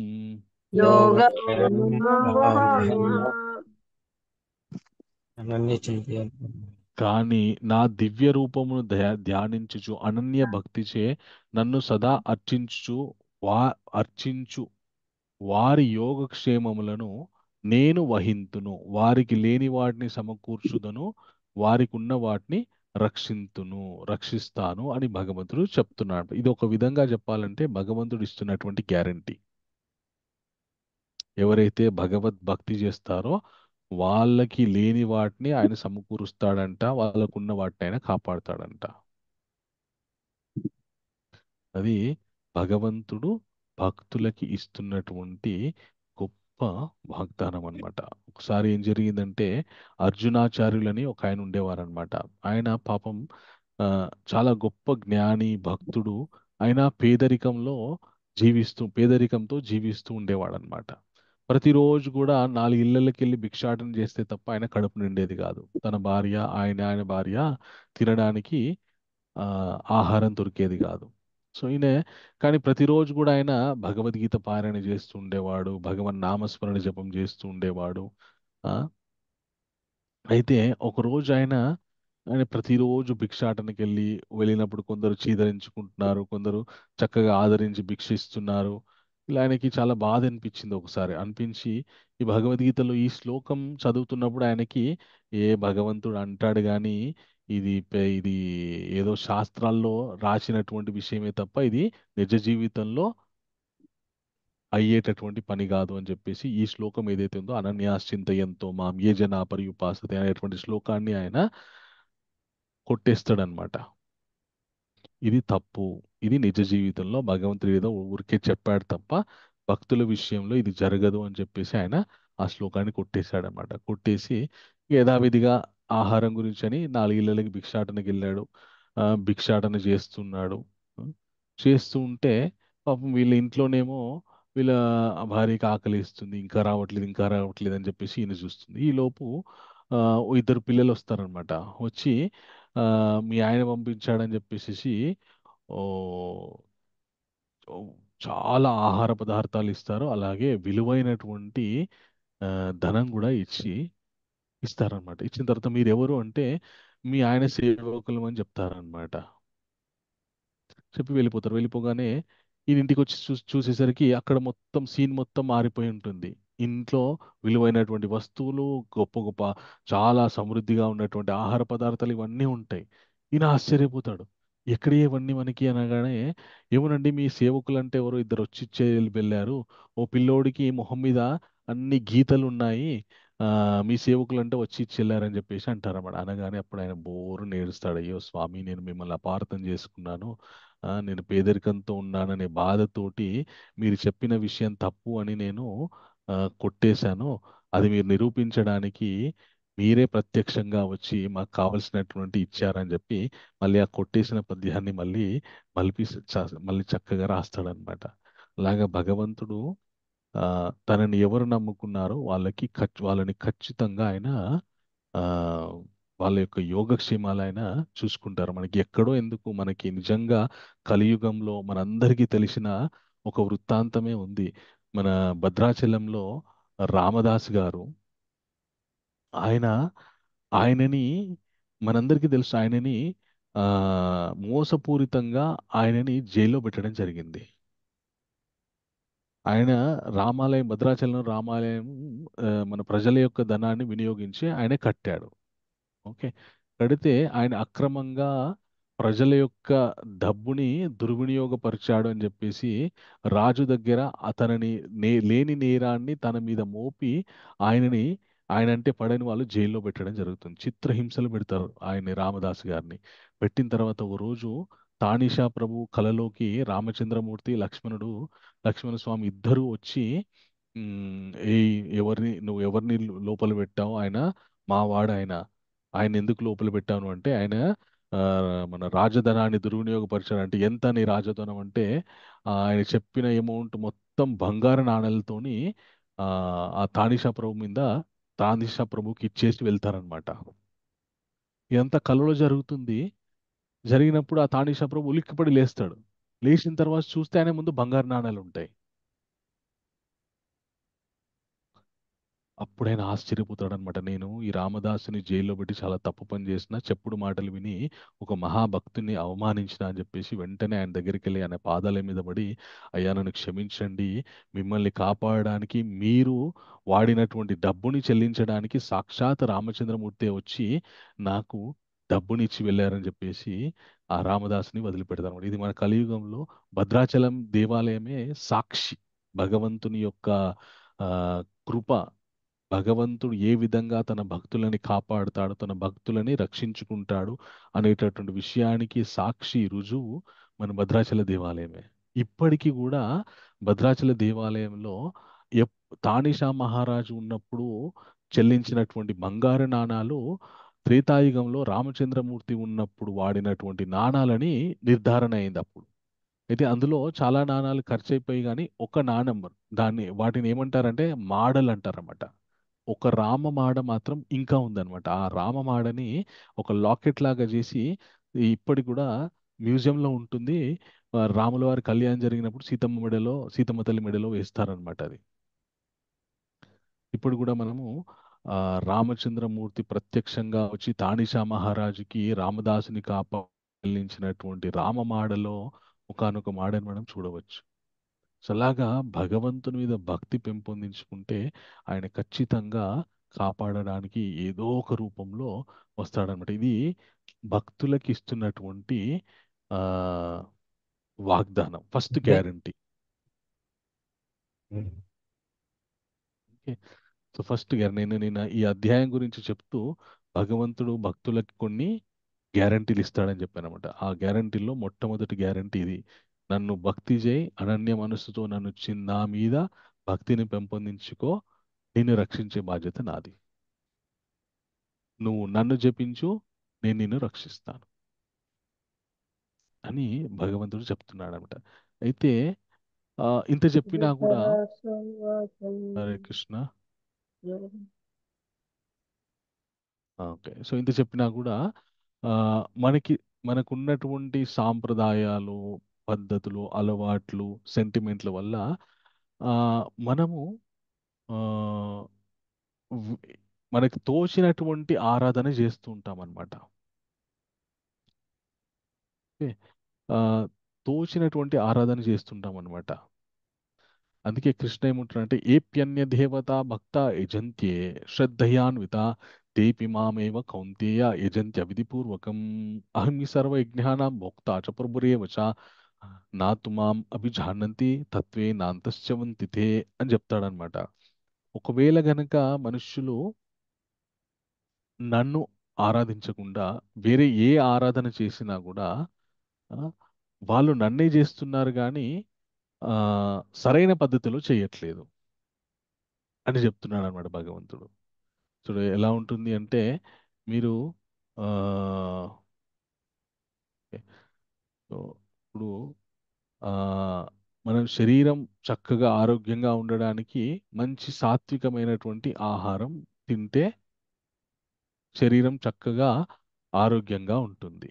ఓకే, మంచి మొలకలు, ఫ్రూట్స్ ఇలాంటివి తింటే మంచి ఆరోగ్యంగా ఉంటుంది, శరీరం ఆరోగ్యంగా ఉంటుంది. అదే ఆహారాన్ని మనము ఆ, చాలా నూనెలో వేయించి లేదంటే చాలా చక్కెర పదార్థాలు దానికి కలిపి తిన్నామనుకోండి, అది ఆహారమే కానీ ఆరోగ్యానికి మ్, మనం పరిపూర్ణంగా ఆరోగ్యంగా ఉండడానికి సహకరించ సహకరించనటువంటి ఆహారంగా తయారవుతుంది అది. ఓకే, సో దానివల్ల ఏం జరుగుతుందంటే ఆరోగ్యం క్షీణించే అవకాశం ఉంటుంది. అలాగే భగవద్భక్తిలో కూడా, ఆధ్యాత్మిక జీవితంలో కూడా మనం ఒక ఆరాధన భక్తి చేస్తున్నామంటే అది ఎవరికి చేస్తున్నాం, ఎందుకు చేస్తున్నాం, ఏ ఉద్దేశంతో చేస్తున్నాం అనేటటువంటి విషయాన్ని మనము పరిగణలోకి తీసుకొని ఆయా ఆరాధన చెయ్యాలన్నమాట. అప్పుడు అది సఫ మంచి ఫలితాలను ఇస్తుంది. అలా కాకుండా ఆ, చేసామని కొందరు కృష్ణ ఏమంటారంటే ఇంకా యంతి దేవ్రత దేవాన్ పితృని యంతి పితృవ్రత భూతాని యంతి భూతే జయంతి మధ్యాజినోపమాం. దేవతల్ని పూజించేవారు దేవతాలోకానికి వెళ్తారు, పితృలను పూజించే వాళ్ళు పితృలోకాలకు వెళ్తారు, కానీ అలాగే రాక్షసులను పిశాచాలను పూజించే వాళ్ళు పిశాచ లోకాలకు వెళ్తారు, నన్ను పూజించేవారు నా దగ్గరికి వస్తారు. క్లారిటీ ఇస్తున్నాడు భగవంతుడు. ఎవరు ఏ విధమైనటువంటి ఆరాధన చేస్తే వాళ్ళకి ఆ విధమైనటువంటి స్థితి దక్కుతుంది. నన్ను పూజించే వాళ్ళు నా దగ్గరికి వస్తారు, నా దగ్గరికి వచ్చిన వాళ్ళు మళ్ళీ రారు అనేటటువంటి క్లారిటీ ఇస్తున్నాడు అనమాట. ఇదంతా ఎందుకు చెప్తున్నాడు భగవంతుడు అంటే, ఇప్పుడు ఒక వ్యక్తి తన కర్తవ్యాన్ని మర్చిపోయి అయోమయ స్థితిలో ఉన్నటువంటి వ్యక్తికి ఒక ధైర్యాన్ని, నేను నా వెనుక నా ప్యూరిటీ. ముందు నా ముందు ఒక గొప్ప వ్యక్తి ఉన్నాడు, ఆయనని నమ్మడం వల్ల నా జీవితము సఫలమవుతుంది, నా జీవితంలో నేను అత్యున్నత స్థితికి వెళ్తాను అనేటటువంటి నమ్మకాన్ని కుదిర్చడానికి అర్జునుడికి, అలాగే అర్జునుడిని మాధ్యమంగా చేసుకొని మనందరికీ కూడా చెప్తున్నాడు అనమాట. ఎప్పుడైతే భగవంతుడు మన జీవితంలో భగవంతుని ముందు పెట్టుకున్నామనుకోండి, ఇంకా మనకు అపజయం అనేటువంటిది ఉండదన్నమాట. ఓకే. సో ఆ విషయాన్ని దృఢపరచడానికి భగవంతుడు ఆ, వివిధ కోణాల నుండి మనకి జ్ఞానాన్ని అందిస్తున్నాడు అనమాట. ఓకే. సో మన మొట్టమొదటి గ్యారంటీ భగవంతుడు, నన్ను అనన్య మనస్సుతోటి ఎవరు పూజిస్తారో వాళ్ళకి నేను ఖచ్చితంగా ఆ, చూసుకుంటాను వాళ్ళని అని చెప్పేసి చెప్తున్నాడు. అయితే మరి భగవంతుని ఆ, పూజించండి, అనన్య మనసుతోని నన్ను పూజించండి అని భగవంతుడు చెప్తున్నాడు కదా, మరి ఆయన్ని పూజించాలంటే ఎలా? ఆ విషయం కూడా భగవంతుడు చెప్తాడనమాట. ఏమని చెప్తాడంటే, ఒక్క నిమిషం. ఆ, ఓకే. నాతో పాటు అందరూ చెప్పండి. పత్రం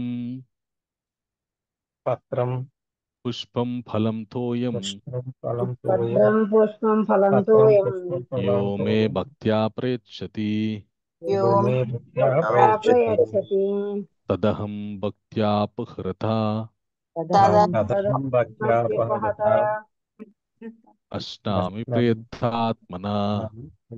నశ్నామి ప్రేతాత్మనః ఎవరైనను నాకు ప్రేమతోనూ భక్తితోనూ పత్రమును గాని పుష్పమును గాని ఫలమును గాని లేదా జలమును గాని అర్చించినచో దానిని స్వీకరింతును. ఎంత సింపుల్ గా ఉంది. సో తనని భగవంతుని పూజించాలంటే పెద్ద పెద్ద త్యాగాలు, లేదంటే పెద్ద పెద్ద విలువైనటువంటి కానుకలు, ఆ, ఓ, ఎన్నో నైవేద్యాలు పెట్టాల్సిన అవసరం లేదంట. కేవలము పత్రం పుష్పం, ఒక పత్రం తులసి పత్రం, ఒక పువ్వు, ఏదో ఒక పండు, కొన్ని తోయం అంటే నీళ్లు, ఈ 4 ప్రతి ఒక్కరి ఇంట్లో ఉంటాయి. కేవలం వీటితోటి భగవంతుని పూజిస్తే ఆయన ప్రసన్నుడు అవుతున్నాడంట. అంతే, పెద్ద దానికి కష్టపడాల్సినటువంటి అవసరం లేదు. ఇది కూడా చేయలేదనుకోండి, ఇక ఇంకా వాళ్ళని ఎవరు రక్షించలేరు. సో ఇది మనకి ప్రతిరోజు సాధ్యమే.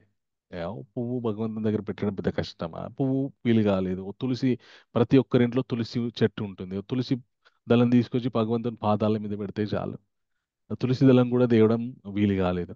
మ్, ప్ర ప్రతి మనుషుడు కూడా జీవితంలో ప్రతిరోజు నీళ్ళు తాగకుండా ఎవ్వరు ఉండలేరు. కొన్ని నీళ్ళు భగవంతుని దగ్గర పెడితే చాలు. అయినా అట్లా మినిమం పూజ చేసినా కూడా భగవంతుడు ఆ ఆ, ఆ, మనల్ని అనుగ్రహిస్తారనమాట. ఓకే. సో ఇది భక్తి యొక్క మహిమలు అనమాట. సో భక్తిలో పెద్దగా మనము భక్తి భక్తి భక్తి అనగానే ఇంకా జీవితాలని త్యాగాలు చేసేసి మనకున్న డబ్బులన్నీ ఖర్చు చేసి ఆరాధన చేయడం కాదు. మన దగ్గర ఏది ఉందో, మనం ఏది ఇవ్వగలమో, ఎంత ఇవ్వగలమో దాన్నే ప్రేమగా ఇస్తే చాలు. దానికి రుజువు మనకి మహాభారతంలో ఒకసారి ఆ, మన సంధి చేయడానికి, యుద్ధం వద్దయ్యా దుర్యోధన, యుద్ధం వల్ల చాలా నష్టం జరుగుతుందని చెప్పి దుర్యోధను దగ్గరికి పాండవుల యొక్క దూతలాగా వెళ్తాడనమాట. అప్పుడు దుర్యోధనుడు కృష్ణుడి, అంత అనవసరం, యుద్ధం ఖచ్చితం అంతే, నేను ఎవరి మాట విననని చెప్పేసి చెప్తాడు. అయితే కృష్ణుడిని మచ్చిక చేసుకోవడానికి దుర్యోధనుడు గొప్ప విందు ఏర్పాటు చేస్తాడనమాట. ఏర్పాటు చేసి, రా కృష్ణ, నీ గురించి గొప్ప విందు ఏర్పాటు చేసిన, తిందురా అంటాడనమాట. అనగానే కృష్ణుడు అంటాడనమాట, ఏమనంటే, దుర్యోధన, ఎందుకు ఇదంతా వేస్ట్? నీకు నా మీద ప్రేమ లేదు, నేనంటే భక్తి లేదు, అభిమానం లేదు. సో నీకు నా మీద ప్రేమ లేదు, భక్తి లేదు, అభిమానం లేదు కాబట్టి నువ్వు ఇచ్చే విందు నాకు అవసరం లేదు అని చెప్పేసి ఆ, విదురుడు ఇంటికి వెళ్తాడనమాట. విదురుడు కృష్ణుడు ఎప్పుడొస్తాడా అని చెప్పేసి ఎదురు చూస్తుంటాడనమాట. కృష్ణుడి గురించి, కృష్ణుని తీసుకొద్దామని వెళ్ళే లోపల విదురుడి యొక్క భార్య ఉంటుందన్నమాట. ఆవిడ కృష్ణుడు రాగానే పొంగిపోయి మనస్సుతోని కృష్ణుడిని చూస్తూ స్తోత్రం చేసి ఆయన ముందు కూర్చొని అరటి పండు తినిపించబోయి అరటి పండు పడేసి తొక్క తినిపిస్తుంది. ఆయన తొక్క తింటుంటాడు, ఈవిడ ఆయనను చూస్తూ స్తోత్రం చేస్తూనే ఉంటుంది. ఈ లోపల విదురుడు వస్తాడన్నమాట. విదురుడు వచ్చి అయ్యో అయ్యో అపచారం అపచారం భగవంతుని కృష్ణుడికి ఏం తినిపిస్తున్నావు నువ్వు చూసుకోనగానే ఆవిడ అప్పుడు చూసుకుంటుంది అనమాట. అయ్యో స్వామి నేను మీకు తొక్క తినిపిస్తున్నా మీరెట్లా తొక్క తింటున్నా అంటే తల్లి నువ్వు ఏదో ఒకటి ప్రేమతో తినిపించినావు కదా ఇది నాకు చాలు అంటాడనమాట భగవంతుడు. అది ఏది పెట్టినా భగవంతునికి ప్రేమతో పెడితేనే ఆయన స్వీకరిస్తాడనమాట. ప్రేమ లేనటువంటి ఆ మన నైవేద్యం, ప్రేమ లేనటువంటి ఆరాధన, భక్తి ఏది కూడా ఆయన స్వీకరించడు. అయితే భగవంతునికి పెట్టే పదార్థాలు చాలా శుచిగా, శుభ్రంగా, సాత్వికమైనటువంటి భావనతోటి సాత్వికమైనటువంటి పదార్థాలని కలిపి మనము వంట చేయాలి అన్నమాట. వంట చేసి అప్పుడు భగవంతునికి పెట్టాలి, నివేదిస్తే అప్పుడు ఆయన స్వీకరిస్తాడు. అయితే ఆ నివేదించేటప్పుడు కొన్ని శ్లోకాలు మనం ఉచ్చరిస్తామన్నమాట. సో ఎవరైనా కనుక ఆ విధంగా భగవంతునికి మేము ప్రతిరోజు పవిత్రంగా నివేదించి తినాలనుకుంటే చెప్పండి, వాళ్ళకి ఏ విధంగా నివేదించాలో నేను చెప్తాను. ఓకే. ఆ, అయితే ఆ, భగవంతుడు ఇంకా కృష్ణ ఏం చెప్తారంటే ఆ, ఒక్క నిమిషం. ఆ కృష్ణ ఏం చెప్తారంటే యత్ కరోషి, అందుకే అర్జున యత్ కరోషి యదస్నాసి యజ్జుహోసి దదాసి యత్ యత్ తపస్యసి కౌంతేయ తత్ కురుష్వ మదర్పణం అంటాడనమాట. నువ్వు ఏ పని చేసినా, నువ్వు ఏది తిన్నా, నువ్వు ఏ యజ్ఞంలో అగ్నికి ఏది సమర్పించినా, నీవు ఏది బహుమతిగా దానంగా ఇచ్చినా, మరియు ఏ నిష్టలను ఆచరించినా ఓ కుంతిపుత్రుడా వాటిని నాకు సమర్పించినట్టుగా చేయవలను. కృష్ణార్పణమస్తు అని భగవంతుని ధ్యానం చేస్తూ తిన్నా, తపస్సు చేసినా, యజ్ఞం చేసినా, దాన ధర్మాలు చేసినా, ఏది చేసినా భగవన్ నామ స్మరణతో చేసినాం అనుకోండి, అది నిష్కామ కర్మ అయిపోతుంది అనమాట. ఇంకా ఇది భగవంతునికే చెందుతుంది, లేదంటే భగవంతుని చేరుకోవడానికి నేను చేసేటటువంటి కర్మ అనే భావంతో చేస్తే మనని భగవంతుని దగ్గరికి తీసుకెళ్తుంది అనమాట. ఓకే. ఆ, అలా అలా గనక చేస్తే శుభాశుభ ఫలైరేవ మోక్షసే కర్మబంధనై సన్యాసయోగ యుక్తాత్మ విముక్తో మాముపయిష్యసి. అలా గనక నన్ను ఉద్దేశించి ప్రతి పని ప్రతి కర్మ నువ్వు చేసినావు అనుకో, దానిలో ఉన్నటువంటి శుభాశుభాలను నేను పోగొట్టి నిన్ను ముక్తి వైపు నడిపిస్తాను, ఆ కర్మబంధనాల నుండి బయటపడేస్తానని చెప్పి భగవంతుడు చెప్తున్నాడనమాట. చెప్పి ఒక అద్భుతమైనటువంటి విషయాన్ని చెప్తాడు కృష్ణ. ఏం చెప్తాడంటే ఇది భగవంతుడు ఇచ్చేటటువంటి రెండో గ్యారంటీ అన్నమాట. నాతో పాటు అందరూ చెప్పండి. సమోహం సర్వభూతేషు సమూహం సర్వభూతేషు నామే నామే ద్వేషోస్తి న ప్రియః అమే నామే ద్వేషోస్తిన ప్రియ ద్వేషోऽస్తి న ప్రియః ఏ భజంతి తు మాం భక్త్యా యో ఏ భజంతి భజంతి మాం మాం భక్త్యా భక్త్యా మైతే తేషు చాప్యహం. మైతే నైతే మైతే చాప్యహం. సో నేను ఎవరిని ద్వేషింపను, ఎవరి ఎడను పక్షపాతమును కలిగి ఉండను. నేను సర్వుల ఎడ సమముగా వర్తింతురు. కానీ భక్తితో నాకు సేవనొసగడి వాడు నాకు మిత్రుడై నా యందుండును, మరియు నేను అతనికి మిత్రుడనై యుందును. సో భగవంతుడికి ఎవరంటే కూడా పక్షపాతం, ఒకరు నాకు ఆ, ఇష్టమైన వాళ్ళు, ఒకరు నాకు ఇష్టం లేని వాళ్ళు అని ఉండదంట. అందరి మీద సమానమైనటువంటి దృష్టితోనే ఆయన ఉంటారంట. కానీ ఎవరైతే భగవంతుని భక్తి చేస్తారో వాళ్ళ మీద ఆయనకి ప్రత్యేకమైనటువంటి అభిమానం, శ్రద్ధ ఆ, ఉంటుందంట. నేను అతనికి మిత్రుడనై ఉందును. సో భగవంతుణ్ణి మీరు మిత్రుడు చేసుకోవాలనుకుంటే ఆయనని భక్తి చేస్తే చాలు. ఇది భగవంతుడు ఇచ్చేటటువంటి రెండో వాగ్దానం. ఏంటి రెండో వాగ్దానం ఏంటి? హరే కృష్ణ. భగవంతుని మీద ఆయన భక్తి. భగవంతుని భక్తినిగా ఉంటే ఆయనే మన యందు ఉంటాడు, మనం ఆయన యందు ఉంటాం. సో ఆయనకి అందరూ ఒకటే. కానీ ఎవరైతే ఆయనని భక్తి చేస్తారో వాళ్ళకి ఒక స్పెషల్ స్టేటస్ ఇస్తాడంట ఆయన. ఆయన వాళ్ళకి ప్రతినిత్యం కూడా మిత్రుడై ఉంటాడంట. సో ఇది కృష్ణుడు చెప్తున్నటువంటి రెండో గ్యారంటీ అన్నమాట, రెండో వాగ్దానం. ఇంకొకటి మూడో విషయం చెప్తాను, ఇదైతే ఆశ్చర్యపోతారు మీరు. నాతో పాటు అందరూ చెప్పండి.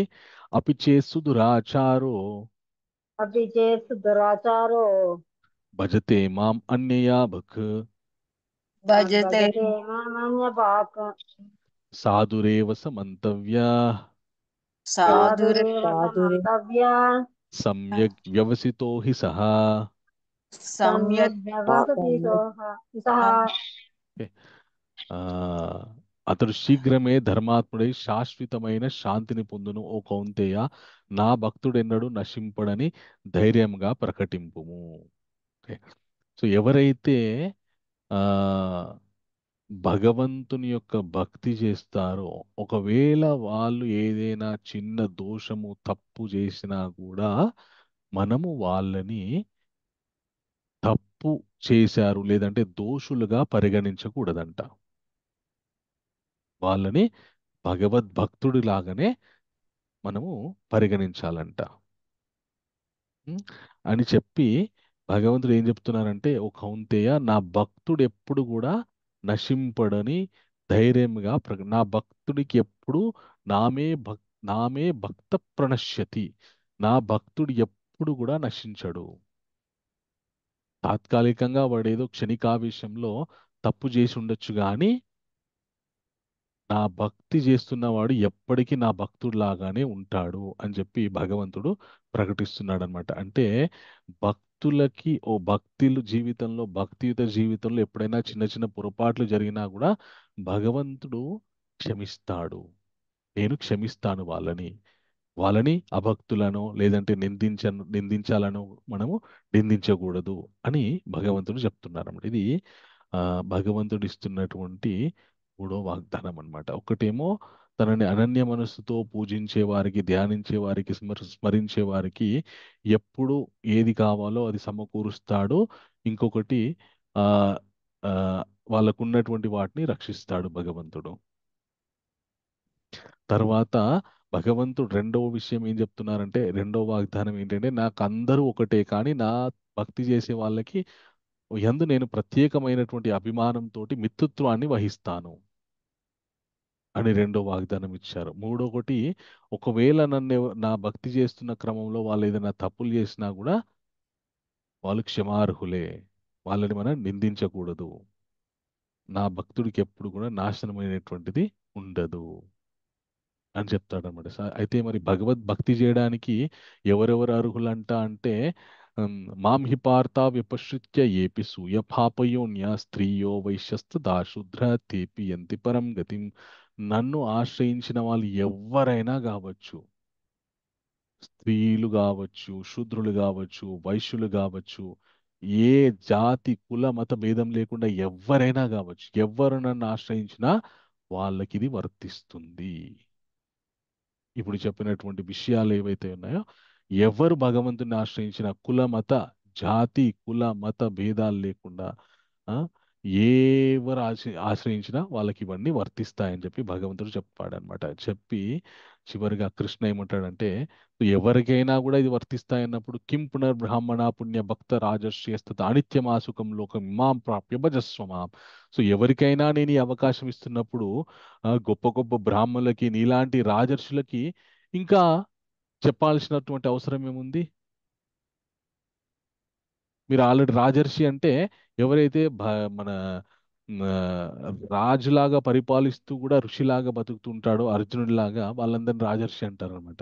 సో వాళ్ళకి ఇంకా ప్రత్యేకంగా చెప్పాల్సినటువంటి అవసరం ఏముంది? వాళ్ళు ఇంకా గొప్ప ప్రయోజనాలు పొందుతారని చివరిగా భగవంతుడు ఏం చెప్తారంటే, అందుకే అర్జున, నాతో పాటు అందరూ చెప్పండి, మన్మనాభవ మద్భక్తో मन्मना भव मद्भक्तो మధ్యాజి మాం కట్ నమస్కురు అవుతుంది స్వామి.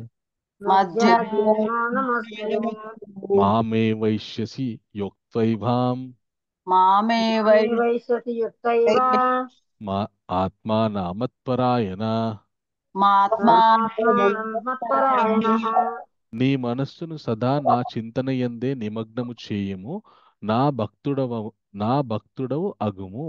నాకు నమస్కారము చేయము, నన్ను అర్చింపుము.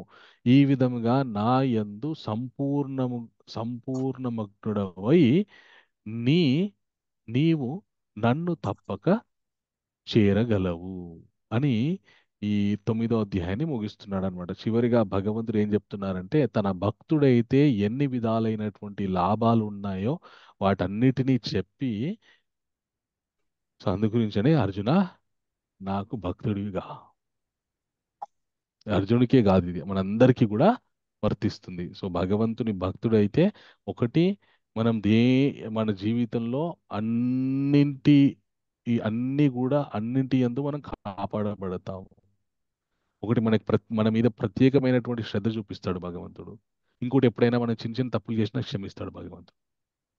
సో ఇన్ని ఫెసిలిటీస్ ఇస్తున్నప్పుడు మనకి భక్తి చేయాలా వద్దా మనం? చేయాలి ప్రభుజీ. చేయాలి స్వామీజీ. చేయకపోతే అధోగతి. మనమే మళ్ళీ చే- జనన చక్రంలో చిక్కుకుపోతాం ప్రభుజీ. చేయకుండా మళ్ళీ ఈ ఇన్ని గొప్ప సదావకాశాలు మనకు దొరికాయి. ఇన్ని సదావకాశాలు మనకు దొరికాయి, అంతే. చేయకపోయినా పర్వాలేదు, భగవంతునికి ఏం ఒరిగేది, భగవంతునికి ఏం నష్టమేం లేదు. భగవంతుడు మనకి, కృష్ణుడు మనకి సమాచారాన్ని ఇస్తున్నాడు, ఇన్ఫర్మేషన్ ఇస్తున్నాడు. చేస్తే ఇట్లా ఉంటుంది, చేయకపోతే నీ ఇష్టం. మనిషి జన్మ రాదు. ఇప్పటికే చేయకపోతే నీ లేట్ ఇష్టం. అయిపోయింది స్వామి. సో ఏ విధంగా జన్మలే. ఉంటావో మనకి ఆల్రెడీ ఈ అధ్యాయంలో క్లారిటీ ఇచ్చాడు. నువ్వు ఏ విధంగా ఉంటే ఆ విధమైనటువంటి ఆ, ఫలితం. ఫలితం పొందుతామని చెప్పేసి. అందుకే భగవంతుడు ఎప్పుడైనా కూడా ఎవరిని ఏది ఫోర్స్ చేయడు. ఇన్ఫర్మేషన్ ఇస్తాడు, తర్వాత ఇన్ఫర్మేషన్ ఇస్తాడు, కన్ఫర్మేషన్ ఇస్తాడు. ఓకే. సో మనము ఆ రెండింటిని, ఇన్ఫర్మేషన్ని కన్ఫర్మేషన్ని విని తెలుసుకొని మనం ఇన్స్పిరేషన్ పొందాలి. లేదంటే మన ట్రాన్స్ఫర్మేషన్ అవ్వదన్నమాట. ఎట్లున్నామో అట్లే ఉంటాం, ఇంకా ఆ స్థితి కంటే దిగజారిపోయే అవకాశం ఉంటుంది. సో మనని మనం ఎవరిని వారు ఉద్ధరించుకోవాలనుకునే వారు ఖచ్చితంగా భగవద్భక్తి చేస్తారు. ఎందుకంటే ఇన్ని ఉపయోగాలు ఉన్నాయి కాబట్టి. మన జీవితంలో ఏ పని చేసినా దానివల్ల నాకేం జరుగుతుంది, నాకేం ప్రయోజనం ఉంటుంది, నాకేం వస్తుంది అనేటటువంటి భావంతో చేస్తాము, అది తప్పు కాదు.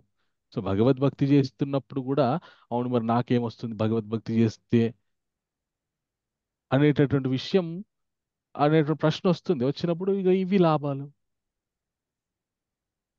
ఓకే. సో అందుకు భగవద్భక్తి చేయాలి. అది మనకి భగవంతుడు 9వ అధ్యాయంలో ఆ, చెప్పారు. ఓకే. సో రేపు 10వ అధ్యాయం, 10వ అధ్యాయము విభూతి యోగ, భగవంతుని యొక్క ముఖ్యమైనటువంటి గుణగణాలు యొక్క విశేష వర్ణన ఉంటుంది 10వ అధ్యాయంలో. అయితే ఆ సో ఈ 10వ అధ్యాయానికి సంబంధించినటువంటి పోల్ ఉందా మాతాజీ? 9వ అధ్యాయానికి సంబంధించిన పోల్ ఉందా మాతాజీ? బోనా మాతాజీ, క్విజ్ ఉందా? Srikrishna Prabhuji. Yes Prabhuji. Okay. So మనం ఒకసారి పరిశీలన చేసుకుందాం, మనం ఏం నేర్చుకున్నాము.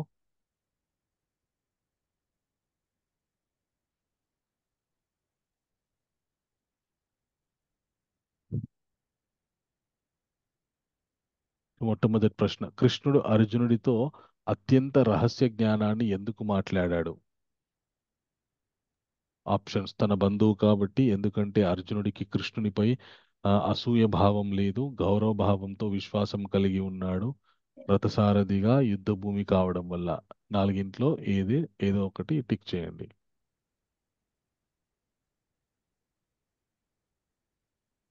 అనసూయ.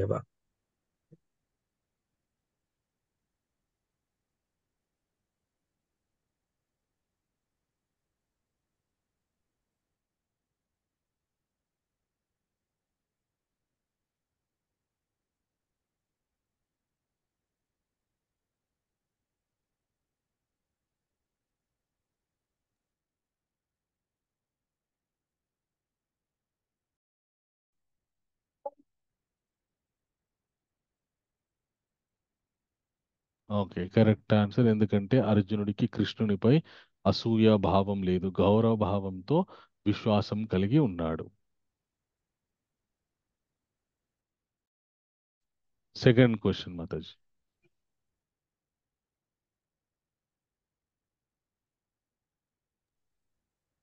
సెకండ్ క్వశ్చన్, భగవంతుడి గురించి మనము తెలుసుకోవాలంటే కావలసిన లక్షణములు ఏమిటి?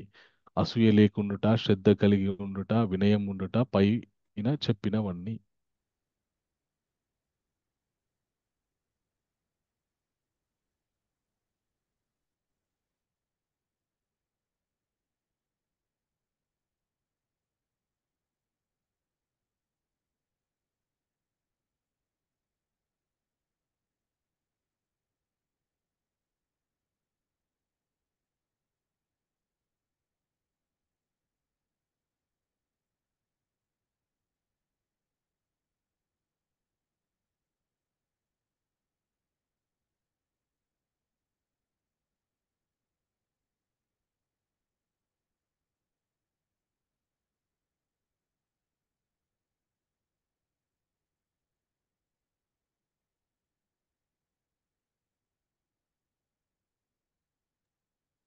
Correct answer. పైన చెప్పిన అన్ని గుణాలు ఉంటే అప్పుడు మనకి భగవంతుని గురించి మనము భగవంతుని మనం తెలుసుకోవచ్చు. ఆ లక్షణాలు అంటే భగవంతుడి గురించి మనకి అర్థమవుతుంది. Third question Mataji. స్వచ్ఛమైన భక్తి యొక్క 3 లక్షణాలు ఏమిటి? శ్రవణం, కీర్తనం, స్మరణం. పైన చెప్పినవన్నీ. శ్రవణం అంటే వినడం, కీర్తనం అంటే భగవంతుని నామాన్ని కీర్తన చేయడము, గట్టిగా పాడడము, చక్కగా లయబద్ధకంగా ఆ భగవన్ నామాన్ని ఉచ్చరించడము, అలాగే స్మరణం అంటే నామాన్ని స్మరించడం, జపం చేయడము, ఇవన్నీ కూడా స్మరణం.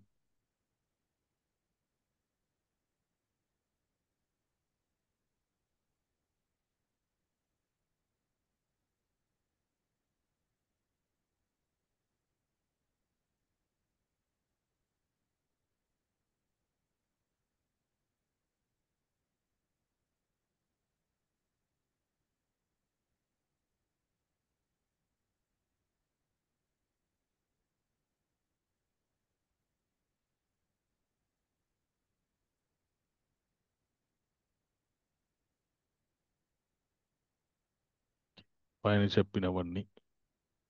కరెక్ట్ ఆన్సర్ పైన చెప్పినవన్నీ. ఓకే, చాలా సంతోషం. Thank you very much. ఈరోజు జాయిన్ అయినందుకు అందరూ. ఎవరికైనా ప్రశ్నలు ఉంటే అడగవచ్చు, లేదంటే మళ్ళీ రేపు సాయంకాలం 8 గంటలకు కలుసుకుందాం మనం. ఎవరికైనా ఏమైనా ప్రశ్నలు ఉన్నాయా? హరి బోల్ ప్రభుజీ, హరి హరి బోల్ ప్రభుజీ, హరే కృష్ణ. చాలా హరే కృష్ణ. చక్కగా థ్యాంక్ యూ మేడం. కృతజ్ఞతలు ప్రభుజీ, హరే కృష్ణ. హరే కృష్ణ. హరే కృష్ణ. హరే కృష్ణ, హరే కృష్ణ జీ. హరే కృష్ణ ప్రభు. చాలా ఓకే జీ. సంతోషం. సో భగవంతుడి యొక్క కృపా కటాక్ష వీక్షణాలు మీ అందరికీ ఉండాలని మనస్ఫూర్తిగా కోరుకుంటూ, మీరందరూ చేసే భౌతిక ఆధ్యాత్మిక ప్రయత్నాలన్నీ కూడా సక్సెస్ఫుల్ అవ్వాలని మనస్ఫూర్తిగా కోరుకుంటూ, వాంఛాకల్పతరుభ్యశ్చ కృపా సింధుభ్యో చ పతితానాం పావనేభ్యో వైష్ణవేభ్యో నమో నమః. श्रील प्रभुपाद की जय, अनंत कोटि वैष्णव वृंद की जय, नामाचार्य श्री हरदास ठाकुर की जय. हरे कृष्ण. హరే కృష్ణ జీ. హరే కృష్ణ. हरे कृष्ण. ధన్యవాదాలు ప్రభుజీ. హరే కృష్ణ. हरे कृष्ण. धन्यवाद.